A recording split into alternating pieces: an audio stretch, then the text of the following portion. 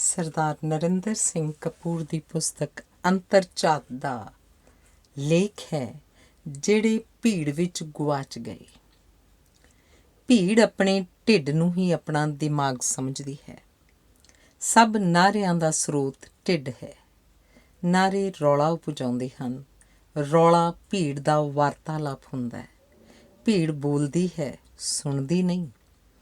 ਭੀੜ ਕੋਲ ਸਰੀਰ ਹੁੰਦਾ ਹੈ, ਲੱਤਾਂ ਬਾਹਾਂ ਹੁੰਦੀਆਂ ਹਨ, ਪਰ ਦਿਮਾਗ ਨਹੀਂ ਹੁੰਦਾ, ਸੋਚ ਨਹੀਂ ਹੁੰਦੀ, ਗਿਆਨ ਨਹੀਂ ਹੁੰਦਾ, ਤਰਕ ਨਹੀਂ ਹੁੰਦਾ। ਭੀੜ ਕੋਲ ਜੋਸ਼ ਹੁੰਦਾ ਹੈ, ਉਦੇਸ਼ ਨਹੀਂ ਹੁੰਦਾ, ਰਸਤਾ ਹੁੰਦਾ ਹੈ, ਪਰ ਨਿਸ਼ਾਨਾ ਨਹੀਂ ਹੁੰਦਾ। ਇਸੇ ਕਰਕੇ ਭੀੜ ਆਪਣਾ ਤੇ ਦੂਜਿਆਂ ਦਾ ਨੁਕਸਾਨ ਤਾਂ ਕਰ ਸਕਦੀ ਹੈ, ਇਹ ਨੁਕਸਾਨ ਹੀ ਕਰਦੀ ਹੈ। ਇਹ ਕਿਸੇ ਸਮੱਸਿਆ ਨੂੰ ਹੱਲ ਨਹੀਂ ਕਰ ਸਕਦੀ। ਇਹ ਕੋਈ ਉਸਾਰੀ ਨਹੀਂ ਕਰ ਸਕਦੀ। ਉਸਾਰੀ ਜਾਂ ਕਿਸੇ ਸਮੱਸਿਆ ਦਾ ਹੱਲ ਉਦੋਂ ਹੀ ਸੰਭਵ ਹੁੰਦਾ ਹੈ ਜਦੋਂ ਤਾਕਤ ਤਰਕ ਦੇ ਅਧੀਨ ਹੋਵੇ। ਪਰੰਤੂ ਜਦੋਂ ਤਾਕਤ ਤਰਕ ਉੱਤੇ ਕਾਠੀ ਪਾ ਲਵੇ ਤਾਂ ਸਥਿਤੀ ਹੜ੍ਹ ਵਾਲੀ ਹੋ ਨਿਬੜਦੀ ਹੈ। ਹੜ੍ਹ ਦੇ ਪਾਣੀ ਨਾਲ ਸਿੰਚਾਈ ਨਹੀਂ ਕੀਤੀ ਜਾ ਸਕਦੀ। ਹੜ੍ਹ ਨੁਕਸਾਨ ਹੀ ਕਰਦਾ ਹੈ। ਹਰ ਕਿਸੇ ਦੇ ਮਨ ਵਿੱਚ ਦੱਬੀਆਂ ਕੁਚਲੀਆਂ ਉਮੰਗਾਂ ਅਤੇ ਇੱਛਾਵਾਂ ਦੀ ਭੀੜ ਪ੍ਰਗਟਾਵੇ ਲਈ ਨਾਅਰੇ ਮਾਰ ਰਹੀ ਹੈ, ਤਰਲੇ ਲੈ ਰਹੀ ਹੈ। ਇਹੀ ਕਾਰਨ ਹੈ ਕਿ ਹਰ ਵਿਅਕਤੀ ਕਿਸੇ ਨਾ ਕਿਸੇ ਭੀੜ ਦਾ ਭਾਗ ਹੁੰਦਾ ਹੈ। ਮਨੁੱਖੀ ਸੱਭਿਅਤਾ ਦਾ ਵਿਕਾਸ ਵਾਸਤਵ ਵਿੱਚ ਭੀੜ ਵਿੱਚੋਂ ਨਿਕਲ ਕੇ ਇਕਾਂਤ ਵਿੱਚ ਇਕੱਲੇ ਵਿਚਰਨ ਦੀ ਤਾਂਘ ਦਾ ਪ੍ਰਗਟਾਵਾ ਹੈ। ਗਿਆਨ ਵੀ ਭੀੜ ਵਿੱਚੋਂ ਲੰਘ ਕੇ ਕਿਸੇ ਸ਼ਾਂਤਮਈ ਵਾਤਾਵਰਨ ਵਿੱਚ ਪਹੁੰਚਣ ਦੀ ਯਾਤਰਾ ਹੈ। ਕਿਸੇ ਨੂੰ ਪਿਆਰ ਕਰਨਾ ਵੀ ਕਿਸੇ ਨੂੰ ਸੰਸਾਰ ਦੀ ਭੀੜ ਵਿੱਚੋਂ ਪਛਾਣਨ, ਭੀੜ ਵਿੱਚੋਂ ਬਾਹਰ ਕੱਢ ਲਿਆਉਣ ਅਤੇ ਕਿਸੇ ਅਣਜਾਣੀ ਦੁਨੀਆ ਵਿੱਚ ਪ੍ਰਵੇਸ਼ ਕਰਨ ਦਾ ਅਨੁਭਵ ਹੈ, ਜਿੱਥੇ ਅਸੀਂ ਛੁਪ ਕੇ ਨਵੇਂ ਅਨੁਭਵ ਪ੍ਰਾਪਤ ਕਰਦੇ ਹਾਂ। ਹੁਣ ਲੋਕਾਂ ਵਿੱਚ ਛੁਪੇ ਰਹਿਣ ਦੀ ਚਾਹ ਨਹੀਂ, ਵਧੇਰੇ ਤੋਂ ਵਧੇਰੇ ਦਿਸਣ ਦੀ ਅਭਿਲਾਸ਼ਾ ਹੈ।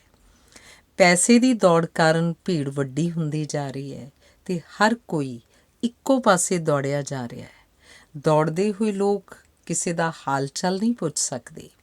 ਨਾ ਹੀ ਉਹ ਕੋਈ ਰਿਸ਼ਤਾ ਉਸਾਰ ਸਕਦੇ ਹਨ, ਨਾ ਹੀ ਉਹਨਾਂ ਦੀ ਕੋਈ ਪਛਾਣ ਬਣਦੀ ਹੈ। ਜਿਹੜੇ ਪੈਸੇ ਪਿੱਛੇ ਦੌੜਦੇ ਹਨ, ਉਹਨਾਂ ਦਾ ਅਸਲ ਉਦੇਸ਼ ਅਮੀਰ ਬਣਨਾ ਹੁੰਦਾ ਹੈ। ਉਹ ਪੈਸਾ ਤਾਂ ਇਕੱਠਾ ਕਰ ਲੈਂਦੇ ਹਨ, ਪਰ ਉਹਨਾਂ ਨੂੰ ਅਮੀਰ ਹੋਣ ਦਾ ਅਹਿਸਾਸ ਨਹੀਂ ਹੁੰਦਾ। ਉਹਨਾਂ ਵਿੱਚ ਪਰਿਵਰਤਨ ਤਾਂ ਵਾਪਰਦਾ ਹੈ, ਵਿਕਾਸ ਨਹੀਂ ਵਾਪਰਦਾ। ਪਰਿਵਰਤਨ ਬਾਹਰੀ ਪਦਾਰਥਕ ਤਬਦੀਲੀ ਨੂੰ ਕਹਿੰਦੇ ਹਨ, ਜਦਕਿ ਵਿਕਾਸ ਅੰਦਰਲੀ ਇਖਲਾਕੀ ਅਤੇ ਰੂਹਾਨੀ ਤਬਦੀਲੀ ਨੂੰ ਕਹਿੰਦੇ ਹਨ।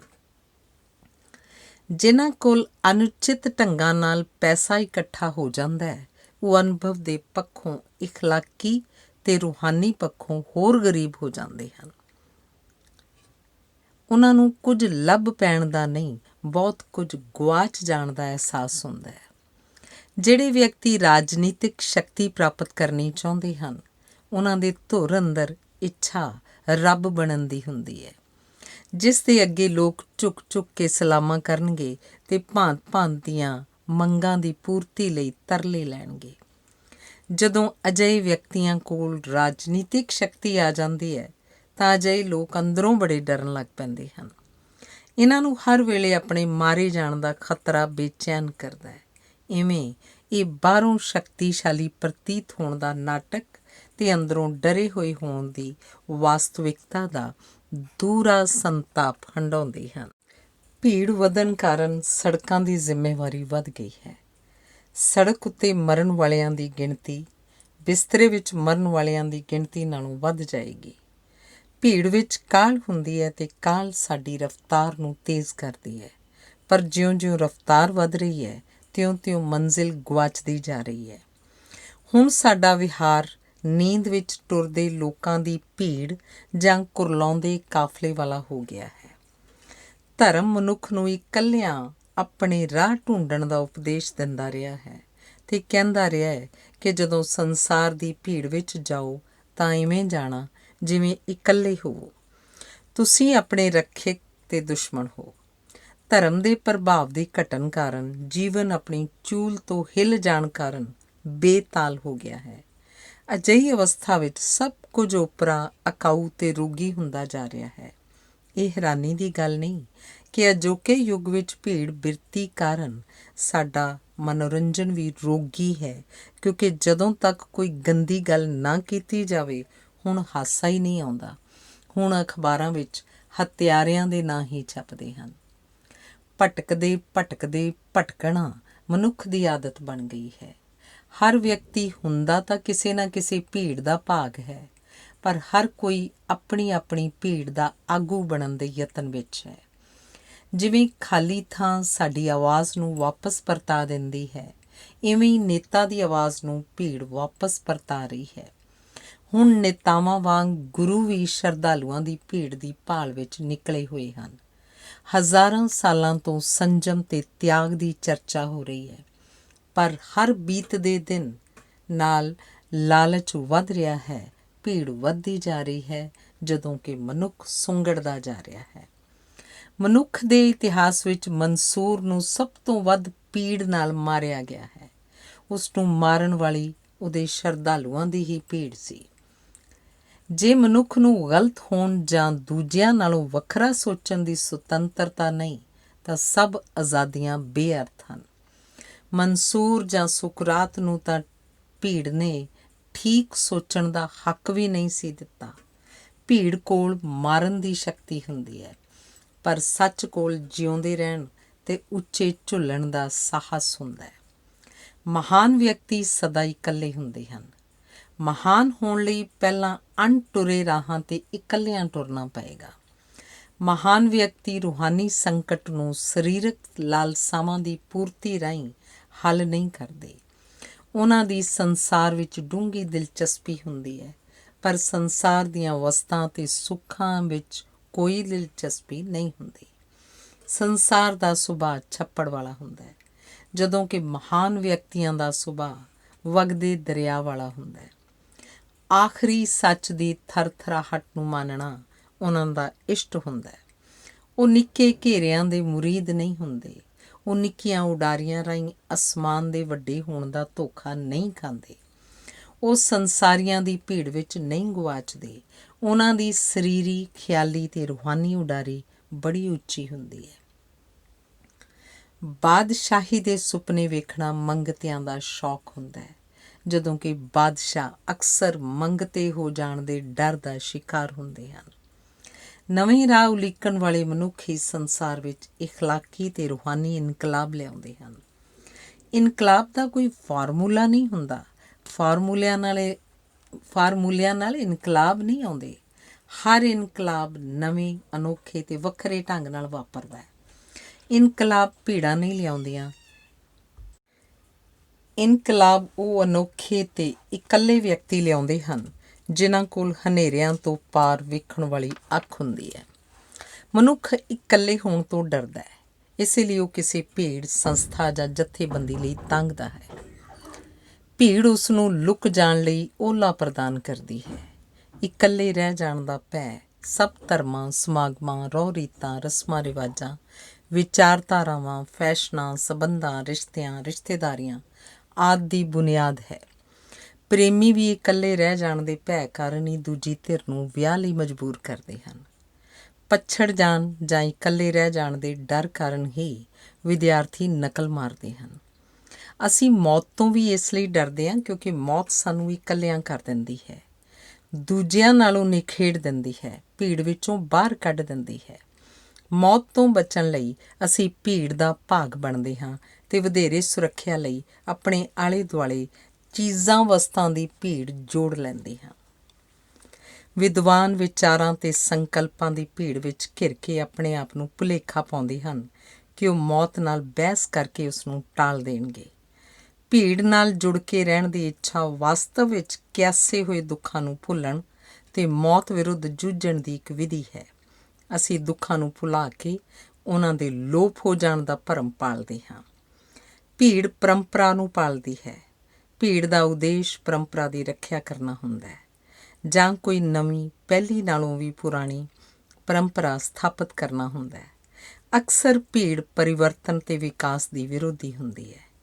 ਚਿੰਤਕਾਂ ਦਾ ਭੀੜ ਨਾਲ ਖੜੇ ਦਾ ਵਿਰੋਧ ਹੁੰਦਾ ਹੈ, ਕਿਉਂਕਿ ਭੀੜ ਪਰੰਪਰਾ ਦੀ ਰਾਖੀ ਕਰਦੀ ਹੈ, ਜਦੋਂ ਕਿ ਚਿੰਤਕਾਂ ਨੇ ਸਥਾਪਿਤ ਪਰੰਪਰਾ ਨੂੰ ਢਾਹ ਕੇ ਨਵੇਂ ਵਿਚਾਰਾਂ ਅਤੇ ਸੰਕਲਪਾਂ ਨੂੰ ਸਥਾਪਿਤ ਕਰਨਾ ਹੁੰਦਾ ਹੈ। ਨਵੇਂ ਵਿਚਾਰ ਤੇ ਨਵੇਂ ਸੰਕਲਪ ਮਨੁੱਖਤਾ ਵਿੱਚ ਡੂੰਘੇ ਵਿਸ਼ਵਾਸ ਤੋਂ ਬਿਨਾਂ ਸੰਭਵ ਨਹੀਂ ਹੁੰਦੇ। ਜਦੋਂ ਚਿੱਤ ਦਾ ਅੰਬਰ ਨਿੱਖਰ ਆਉਂਦਾ ਹੈ ਤਾਂ ਸੰਸੇ ਮੁੱਕ ਜਾਂਦੇ ਹਨ ਅਤੇ ਸ਼ਿਕਵੇ ਸ਼ਿਕਾਇਤਾਂ ਦੀ ਭੀੜ ਖਿੰਡ ਜਾਂਦੀ ਹੈ। ਇਹ ਮਨੁੱਖ ਦਾ ਦੂਜਾ ਜਨਮ ਹੁੰਦਾ ਹੈ। ਉਹ ਸਿਧਾਰਥ ਤੋਂ ਬੁੱਧ ਬਣ ਜਾਂਦਾ ਹੈ। ਇਸੇ ਕਰਕੇ ਕਹਿੰਦੇ ਹਨ ਕਿ ਜਦੋਂ ਪੱਥਰ ਦੂਜਾ ਜਨਮ ਲੈਂਦਾ ਹੈ ਤਾਂ ਉਹ ਹੀਰਾ ਬਣ ਜਾਂਦਾ ਹੈ। ਹੀਰੇ ਨੂੰ ਪੱਥਰਾਂ ਦੀ ਭੀੜ ਤੋਂ ਵੱਖਰਾ ਹੋਣਾ ਪਏਗਾ। ਇਹ ਬੜਾ ਔਖਾ ਕੰਮ ਹੈ, ਪਰ ਯਾਦ ਰੱਖਣਾ ਕਿ ਸਾਰੇ ਪਰਿਵਰਤਨ ਅਤੇ ਵਿਕਾਸ ਔਖੇ ਹੁੰਦੇ ਹਨ। ਜਲਦੀ ਨਾਲ ਵਾਪਰਨ ਵਾਲੀ ਤਬਦੀਲੀ ਟਿਕਾਊ ਅਤੇ ਹੰਢਣਸਾਰ ਨਹੀਂ ਹੁੰਦੀ। ਇਸੇ ਕਰਕੇ ਕਹਿੰਦੇ ਹਨ ਕਿ ਭੀੜ ਵਾਂਗ ਜਲਦੀ ਨਾ ਕਰੋ, ਕਿਉਂਕਿ ਅਕਸਰ ਜਲਦੀ ਕਾਰਨ ਹੀ ਦੇਰੀ ਹੋ ਜਾਂਦੀ ਹੈ। ਪੱਥਰਾਂ ਦੀ ਲੰਮੀ ਖੋਜ ਤੋਂ ਹੀ ਕੀਮਤੀ ਹੀਰੇ ਲੱਭੇ ਗਏ ਹਨ। ਪੱਥਰਾਂ ਦੀ ਭੀੜ ਵਿੱਚ ਗੁਆਚ ਗਏ ਹੀਰੇ ਹਨ, ਜਦੋਂ ਕਿ ਹੀਰੇ ਭੀੜ ਵਿੱਚੋਂ ਜਾਗੇ ਹੋਏ ਪੱਥਰ ਹੀ ਹੁੰਦੇ ਹਨ। ਭੀੜ ਦਾ ਉਦੇਸ਼ ਕਦੀ ਸ਼ੁਭ ਨਹੀਂ ਹੁੰਦਾ। ਚੰਗੀ ਥਾਂ 'ਤੇ ਕਦੀ ਭੀੜ ਨਹੀਂ ਜੁੜਦੀ। ਭੀੜ ਝੂਠ ਬੋਲਦੀ ਹੈ। ਸੱਚ ਬੋਲਣ ਲਈ ਇਕੱਲੇ ਹੋਣਾ ਪੈਂਦਾ ਹੈ, ਜਾਂ ਇਕੱਲੇ ਹੋ ਕੇ ਹੀ ਸੱਚ ਬੋਲਿਆ ਜਾ ਸਕਦਾ ਹੈ, ਜਾਂ ਸੱਚ ਬੋਲਣ ਵਾਲੇ ਨੂੰ ਭੀੜ ਇਕੱਲਾ ਕਰ ਦਿੰਦੀ ਹੈ। ਝੂਠ ਬੋਲਣ ਵਾਲੇ ਨੂੰ ਰੱਬ ਦੀ ਪਰਵਾਹ ਨਹੀਂ ਹੁੰਦੀ, ਬੰਦੇ ਦਾ ਡਰ ਹੁੰਦਾ ਹੈ, ਜਦੋਂ ਕਿ ਸੱਚ ਬੋਲਣ ਵਾਲੇ ਨੂੰ ਕੇਵਲ ਰੱਬ ਦਾ ਡਰ ਹੁੰਦਾ ਹੈ। ਕਿਸੇ ਬੰਦੇ ਦੀ ਪਰਵਾਹ ਨਹੀਂ ਹੁੰਦੀ। ਵੇਖਿਆ ਗਿਆ ਕਿ ਇਕੱਲਾ ਵਿਅਕਤੀ ਕਦੀ ਭੈੜਾ ਨਹੀਂ ਹੁੰਦਾ। ਭੈੜਾ ਵਿਅਕਤੀ ਵੀ ਜਦੋਂ ਇਕੱਲਾ ਹੁੰਦਾ ਉਹ ਚੰਗਾ ਵਿਹਾਰ ਹੀ ਕਰਦਾ ਹੈ। ਭੈੜਾ ਉਹ ਹੋਰਾਂ ਨਾਲ ਰਲ ਕੇ ਭੀੜ ਦਾ ਭਾਗ ਬਣ ਕੇ ਹੀ ਹੁੰਦਾ ਹੈ। ਭੀੜ ਨਾਲ ਬਹਿਸ ਸੰਭਵ ਨਹੀਂ ਹੁੰਦੀ। ਭੀੜ ਕਿਸੇ ਦਾ ਸਨਮਾਨ ਨਹੀਂ ਕਰ ਸਕਦੀ, ਅਪਮਾਨ ਹੀ ਕਰ ਸਕਦੀ ਹੈ। ਭੀੜ ਕੋਲ ਧੀਰਜ ਨਹੀਂ ਹੁੰਦਾ। ਭੀੜ ਸੰਬੰਧੀ ਸਿਧਾਂਤ ਇਹ ਹੈ ਕਿ ਕਿਸੇ ਸਮੁੱਚੀ ਭੀੜ ਦਾ ਵਿਹਾਰ ਉਸ ਭੀੜ ਵਿਚਲੇ ਨੀਵੀਂ ਤੋਂ ਨੀਵੀਂ ਅਕਲ ਵਾਲੇ ਵਿਅਕਤੀ ਦੀ ਪੱਧਰ ਤੱਕ ਡਿੱਗੇਗਾ। ਕਿਸੇ ਭੀੜ ਵਿੱਚ ਜਿਹੜਾ ਵਿਅਕਤੀ ਸਭ ਤੋਂ ਵੱਧ ਮੂਰਖ ਜਾਂ ਗੈਰ ਜ਼ਿੰਮੇਵਾਰ ਜਾਂ ਲੜਾਕਾ ਹੋਏਗਾ, ਸਮੁੱਚੀ ਭੀੜ ਅੰਤ ਨੂੰ ਉਸ ਵਰਗੀ ਹੋ ਨਿਬੜੇਗੀ। ਇਸ ਸਿਧਾਂਤ ਦਾ ਦੂਜਾ ਸਿਰਾ ਵੀ ਹੈ। ਕਿਸੇ ਸੈਮੀਨਾਰ ਜਾਂ ਜਮਾਤ ਜਾਂ ਪਰਿਵਾਰ ਜਾਂ ਸਭਾ ਆਦਿ ਦਾ ਸਮੁੱਚਾ ਵਿਹਾਰ ਅਤੇ ਉਸ ਵਿਚਲੇ ਹਰ ਵਿਅਕਤੀ ਦਾ ਵਿਹਾਰ ਉਸ ਵਿਚਲੇ ਸਿਆਣੇ ਤੋਂ ਸਿਆਣੇ ਵਿਅਕਤੀ ਦੀ ਪੱਧਰ ਤੱਕ ਉੱਚਾ ਜਾਵੇਗਾ। ਇਸ ਤੋਂ ਉੱਪਰ ਨਹੀਂ ਜਾ ਸਕਦਾ। ਗੁੱਸਾ, ਖਤਰਾ ਜਾਂ ਡਰ ਭੀੜ ਨੂੰ ਸਿਰਜਦਾ ਹੈ। ਗੁੱਸੇ, ਖਤਰੇ ਜਾਂ ਡਰ ਆਦਿ ਦੇ ਭਾਵ ਮਨੁੱਖ ਨੂੰ ਅੰਦਰੋਂ ਬਾਹਰੋਂ ਗ੍ਰਿਫਤਾਰ ਕਰ ਲੈਂਦੇ ਹਨ। ਇਸ ਸਥਿਤੀ ਵਿੱਚ ਅਕਸਰ ਕੋਈ ਗੱਲ ਵਾਪਰ ਜਾਂਦੀ ਹੈ ਜਾਂ ਕੋਈ ਅਫਵਾਹ ਫੈਲ ਜਾਂਦੀ ਹੈ।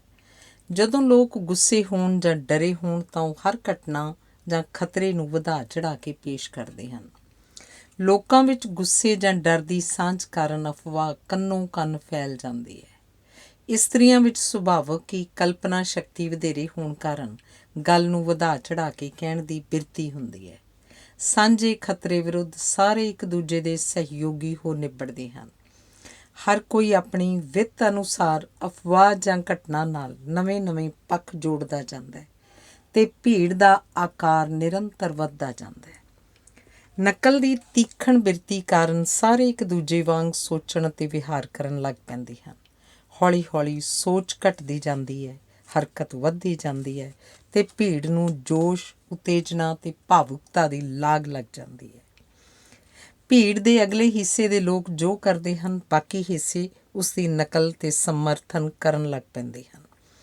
ਇਸ ਸਥਿਤੀ ਵਿੱਚ ਧਰਮ ਜਾਂ ਅਣਖ ਜਾਂ ਇੱਜ਼ਤ ਜਾਂ ਪੱਤ ਜਾਂ ਆਬਰੂ ਖਤਰੇ ਵਿੱਚ ਹੋਣ ਦੀ ਦੁਹਾਈ ਚਿਰਾਂ ਤੋਂ ਅਣਵਰਤੀ ਸੁੱਤੀ ਪਈ ਸ਼ਕਤੀ ਨੂੰ ਜਗਾ ਦਿੰਦੀ ਹੈ।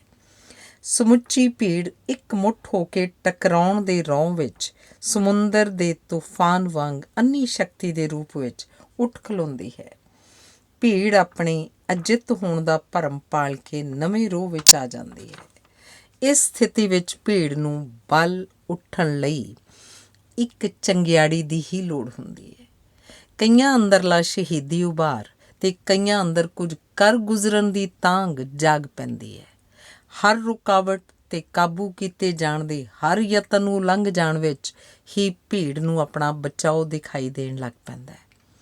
ਜਦੋਂ ਭੀੜ ਦੇ ਅੰਦਰਲੇ ਹਿੱਸੇ ਨੂੰ ਆਪਣੇ ਘਿਰ ਜਾਣ ਦਾ ਤੌਖਲਾ ਪੈਦਾ ਹੋ ਜਾਏ ਤਾਂ ਅੰਦਰੋਂ ਬਾਹਰ ਵੱਲ ਲੱਗਣ ਵਾਲਾ ਜ਼ੋਰ ਵੱਧ ਜਾਂਦਾ ਹੈ।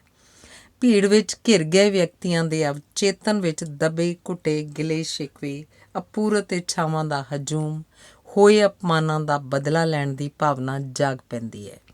ਵਿਰੋਧ ਜਾਂ ਵਿਰੋਧੀ ਨੂੰ ਕੁਚਲਣ ਦੀ ਬਿਰਤੀ ਭੀੜ ਨੂੰ ਕਾਰਜ ਲਈ ਪ੍ਰੇਰਦੀ ਹੈ। ਹਰ ਭੀੜ ਮਿੰਟਾਂ ਵਿੱਚ ਹੀ ਸੱਭਿਅਕ ਵਿਹਾਰ ਤੇ ਸੱਭਿਅਤਾ ਦੀਆਂ ਅਣਗਿਣਤ ਪੌੜੀਆਂ ਥੱਲੇ ਉਤਰ ਜਾਂਦੀ ਹੈ ਤੇ ਭੀੜ ਦਾ ਵਿਹਾਰ ਸਮਾਜ ਦੀ ਹੋਂਦ ਵਿੱਚ ਆਉਣ ਤੋਂ ਪਹਿਲਾਂ ਵਾਲੇ ਜਾਂਗਲੀ ਬੇਮੁਹਾਰ ਮਨੁੱਖੀ ਇੱਜੜ ਵਾਲਾ ਹੋ ਜਾਂਦਾ ਹੈ। ਭੀੜ ਵਿੱਚ ਉਤੇਜਨਾ ਨੂੰ ਇੱਕ ਦੂਜੇ ਤੋਂ ਭਰਵਾਂ ਹੁੰਗਾਰਾ ਮਿਲਦਾ ਹੈ ਅਤੇ ਦੂਜਿਆਂ ਨਾਲੋਂ ਵੱਧ ਕਰ ਗੁਜ਼ਰਨ ਲਈ ਮੁਕਾਬਲਾ ਚੱਲ ਪੈਂਦਾ ਹੈ ਤੇ ਹਰ ਕੋਈ ਇਸ ਨੂੰ ਵੱਧ ਤੋਂ ਵੱਧ ਸਵੈ ਪ੍ਰਗਟਾਵੇ ਦਾ ਅਵਸਰ ਬਣਾ ਲੈਂਦਾ ਹੈ। ਇਵੇਂ ਭੀੜ ਉਸਰੇ ਨੂੰ ਢਾਉਣ ਦੇ ਕਾਰਜ ਵਿੱਚ ਰੁੱਝ ਜਾਂਦੀ ਹੈ। ਭਾਵਾਂ ਦੀ ਪੱਧਰ 'ਤੇ ਸਾਰੇ ਮਨੁੱਖ ਬਰਾਬਰ ਹੁੰਦੇ ਹਨ, ਜਦੋਂ ਕਿ ਸਮਝ ਦੇ ਪੱਖੋਂ ਉਹ ਉੱਚੇ ਨੀਵੇਂ ਹੁੰਦੇ ਹਨ। ਭੀੜ ਭਾਵਾਂ ਦਾ ਗੱਠ-ਜੋੜ, ਜੋੜ ਮੇਲਾ ਤੇ ਸਮੂਹ ਹੁੰਦੀ ਹੈ। ਜਹਾਦ, ਮੁਹਿੰਮਾਂ ਤੇ ਮੋਰਚੇ ਭੀੜ ਦੇ ਵਰਤਾਰੇ ਹਨ। ਭੀੜ ਵੱਖਰੀ ਸੋਚ ਵਾਲੇ ਵਿਅਕਤੀਆਂ ਨੂੰ ਡਰਾਉਣ ਦਾ ਹਥਿਆਰ ਵੀ ਹੈ। ਭੀੜ ਕੋਲ ਸਮਝਣ ਸਮਝਾਉਣ ਦਾ ਸਬਰ ਨਹੀਂ ਹੁੰਦਾ, ਉਸ ਵਿੱਚ ਕੇਵਲ ਮਰਨ ਮਾਰਨ ਦਾ ਜਜ਼ਬਾ ਹੁੰਦਾ ਹੈ। ਕਿਸੇ ਦੇਸ਼ ਦੀ ਵੰਡ ਜਾਂ ਦੰਗੇ ਫਸਾਦ ਦੌਰਾਨ ਇਹ ਸਥਿਤੀ ਆਮ ਵੇਖਣ ਵਿੱਚ ਆਉਂਦੀ ਹੈ। ਭੀੜ ਹਰ ਯੁੱਗ ਦਾ ਵਰਤਾਰਾ ਰਹੀ ਹੈ। ਭੀੜਾਂ ਨੇ ਉਸਰੀਆਂ ਸੱਭਿਅਤਾਵਾਂ ਤਬਾਹ ਕੀਤੀਆਂ ਹਨ। ਤੁਰਕਾਂ ਦੀਆਂ ਭੀੜਾਂ ਨੇ ਯੂਨਾਨੀ ਤੇ ਰੋਮਨ ਸੱਭਿਅਤਾਵਾਂ ਨੂੰ ਢਾਹ ਲਾਈ ਹੈ। ਵਿਸ਼ਵ ਦਾ ਇਤਿਹਾਸ ਇਕੱਲੇ ਤੇ ਅਨੋਖੇ ਵਿਅਕਤੀਆਂ ਦੇ ਯੋਗਦਾਨ ਦਾ ਇਤਿਹਾਸ ਹੈ, ਜਦੋਂ ਕਿ ਭੀੜਾਂ ਉਹਨਾਂ ਦੀਆਂ ਪ੍ਰਾਪਤੀਆਂ ਨੂੰ ਮੇਟਣ ਦੇ ਕਾਰਜ ਵਿੱਚ ਆਪ ਮਿਟ ਜਾਂਦੀਆਂ ਹਨ। ਸੰਸਾਰ ਭੀੜ ਨੂੰ ਸਮੁੰਦਰ ਵਿੱਚ ਡੁੱਬੇ ਜਹਾਜ਼ ਵਾਂਗ ਭੁੱਲ ਜਾਂਦਾ ਹੈ। ਹਰ ਕਿਸੇ ਵਿੱਚ ਅਨੋਖੇ ਤੇ ਇਕੱਲੇ ਹੋਣ ਦੀ ਸੰਭਾਵਨਾ ਜਾਂ ਸਮਰੱਥਾ ਨਹੀਂ ਹੁੰਦੀ। ਲੋਕਾਂ ਦੀ ਬਹੁ ਗਿਣਤੀ ਭੀੜ ਦਾ ਭਾਗ ਬਣਨ ਯੋਗ ਹੀ ਹੁੰਦੀ ਹੈ। ਹੁਣ ਕਲਾਸ ਵਿੱਚ ਅਗਲੇ ਬੈਂਚ 'ਤੇ ਬਹਿਣ ਵਾਲਿਆਂ ਦੀ ਗਿਣਤੀ ਸੁੰਗੜਦੀ ਜਾ ਰਹੀ ਹੈ। ਹੁਣ ਬਹੁਤੇ ਵਿਦਿਆਰਥੀ ਪਿੱਛੇ ਵਧੇਰੇ ਸੌਖ ਨਾਲ ਬਹਿੰਦੇ ਹਨ। ਉਹਨਾਂ ਦੀ ਸਫਲਤਾ ਵਿੱਚ ਕੋਈ ਦਿਲਚਸਪੀ ਨਹੀਂ ਹੁੰਦੀ। ਉਹ ਫਸਟ ਨਹੀਂ ਆਉਣਾ ਚਾਹੁੰਦੇ, ਉਹ ਭੀੜ ਤੋਂ ਵੱਖਰੇ ਨਹੀਂ ਹੋਣਾ ਚਾਹੁੰਦੇ। ਉਹਨਾਂ ਦਾ ਦਿਲ ਉੱਥੇ ਹੀ ਲੱਗਦਾ ਜਿੱਥੇ ਭੀੜ ਹੁੰਦੀ ਹੈ। ਉਹ ਮੋਨੀਟਰ ਨਹੀਂ ਬਣਨਾ ਚਾਹੁੰਦੇ। ਧਰਮ ਦੇ ਖੇਤਰ ਵਿੱਚ ਵੀ ਭੀੜ ਵੱਧ ਰਹੀ ਹੈ। ਜਿਉਂ-ਜਿਉਂ ਮੌਤ ਦਾ ਡਰ ਵਧੇਗਾ, ਇਹ ਭੀੜ ਵੱਡੀ ਹੁੰਦੀ ਜਾਏਗੀ। ਨਿਰਸੰਦੇਹ ਡਰ ਵਿੱਚ ਧਰਮ ਸਾਡੀ ਧਰਵਾਸ ਬਣਦਾ ਹੈ, ਪਰ ਧਰਮ ਆਪ ਵੀ ਇੱਕ ਸਹਿਮ ਬਣ ਕੇ ਸਾਡੀ ਛਾਤੀ ਉੱਤੇ ਬੈਠ ਗਿਆ ਹੈ। ਵਪਾਰਕ ਅਦਾਰੇ, ਰਾਜਨੀਤਿਕ ਪਾਰਟੀਆਂ, ਸੰਚਾਰ ਸਾਧਨ ਆਦਿ ਹਰ ਮਨੁੱਖ ਨੂੰ ਕਿਸੇ ਵੱਡੀ ਭੀੜ ਦਾ ਭਾਗ ਬਣਾਉਣ ਦੇ ਆਹਰ ਵਿੱਚ ਹਨ। ਮਨੁੱਖ ਲਈ ਵੱਖਰੇ ਢੰਗ ਨਾਲ ਸੋਚਣ ਦੀਆਂ ਸੰਭਾਵਨਾਵਾਂ ਸੁੰਗੜ ਰਹੀਆਂ ਹਨ ਤੇ ਨਤੀਜੇ ਵਸ ਹਰ ਇੱਕ ਵਿਅਕਤੀ ਵੱਖ-ਵੱਖ ਕਾਰਨਾਂ ਕਰਕੇ ਜੀਵਨ ਤੋਂ ਅਸੰਤੁਸ਼ਟ ਹੈ। ਇਹ ਅਸੰਤੋਖ ਉਸ ਨੂੰ ਅਸੰਤੁਸ਼ਟ ਲੋਕਾਂ ਦੀ ਭੀੜ ਦਾ ਭਾਗ ਬਣਨ ਲਈ ਪ੍ਰੇਰ ਰਿਹਾ ਹੈ। ਅਜੋਕਾ ਮਨੁੱਖ ਖਿਆਲੀ, ਇਖਲਾਕੀ ਤੇ ਰੂਹਾਨੀ ਸੰਕਟ ਦਾ ਸ਼ਿਕਾਰ ਹੈ। ਕਈਆਂ ਲਈ ਭੀੜ ਵਿੱਚ ਗੁਆਚਣਾ ਹੀ ਮਨ ਪਰਚਾਵਾ ਹੋ ਗਿਆ ਹੈ। ਜਿਹੜੇ ਸੋਚ ਸਕਦੇ ਹਨ ਉਹਨਾਂ ਨੂੰ ਸੋਚਣਾ ਚਾਹੀਦਾ ਹੈ ਕਿ ਸੰਸਾਰ ਦੇ ਨਿਰਾਸ਼ ਤੇ ਅਸੰਤੁਸ਼ਟ ਵਿਅਕਤੀਆਂ ਦੀ ਭੀੜ ਨੂੰ ਜ਼ਿੰਦਗੀ ਦੇ ਨਾਚ ਵਿੱਚ, ਜ਼ਿੰਦਗੀ ਦੇ ਜਸ਼ਨ ਵਿੱਚ ਕਿਵੇਂ ਬਦਲਿਆ ਜਾਵੇ ਤੇ ਉਹਨਾਂ ਨੂੰ ਅਨੋਖੇ ਤੇ ਇਕੱਲੇ ਮਾਰਗ 'ਤੇ ਕਿਵੇਂ ਪਾਇਆ ਜਾਵੇ, ਤਾਂ ਜੋ ਉਹ ਆਪਣੀ ਸੋਚ ਦਾ, ਆਪਣੇ ਵਿਹਾਰ ਦਾ ਘੇਰਾ ਵਿਸ਼ਾਲ ਕਰ ਸਕਣ। ਭੀੜ ਵਿੱਚ ਗੁਆਚ ਗਿਆਂ ਨੂੰ ਇਹ ਅਸੰਭਵ ਜਾਪੇਗਾ, ਪਰ ਉਹਨਾਂ ਨੂੰ ਯਾਦ ਕਰਾਉਣਾ ਪਏਗਾ ਕਿ ਹਰ ਚੰਗਾ ਕੰਮ ਪਹਿਲਾਂ ਅਸੰਭਵ ਵਿਖਾਈ ਦਿੰਦਾ ਹੈ। ਅਸੰਭਵ ਨੂੰ ਸੰਭਵ ਬਣਾਉਣ ਵਿੱਚ ਹੀ ਉਹਨਾਂ ਦਾ ਅਨੋਖਾਪਣ ਛੁਪਿਆ ਹੋਇਆ।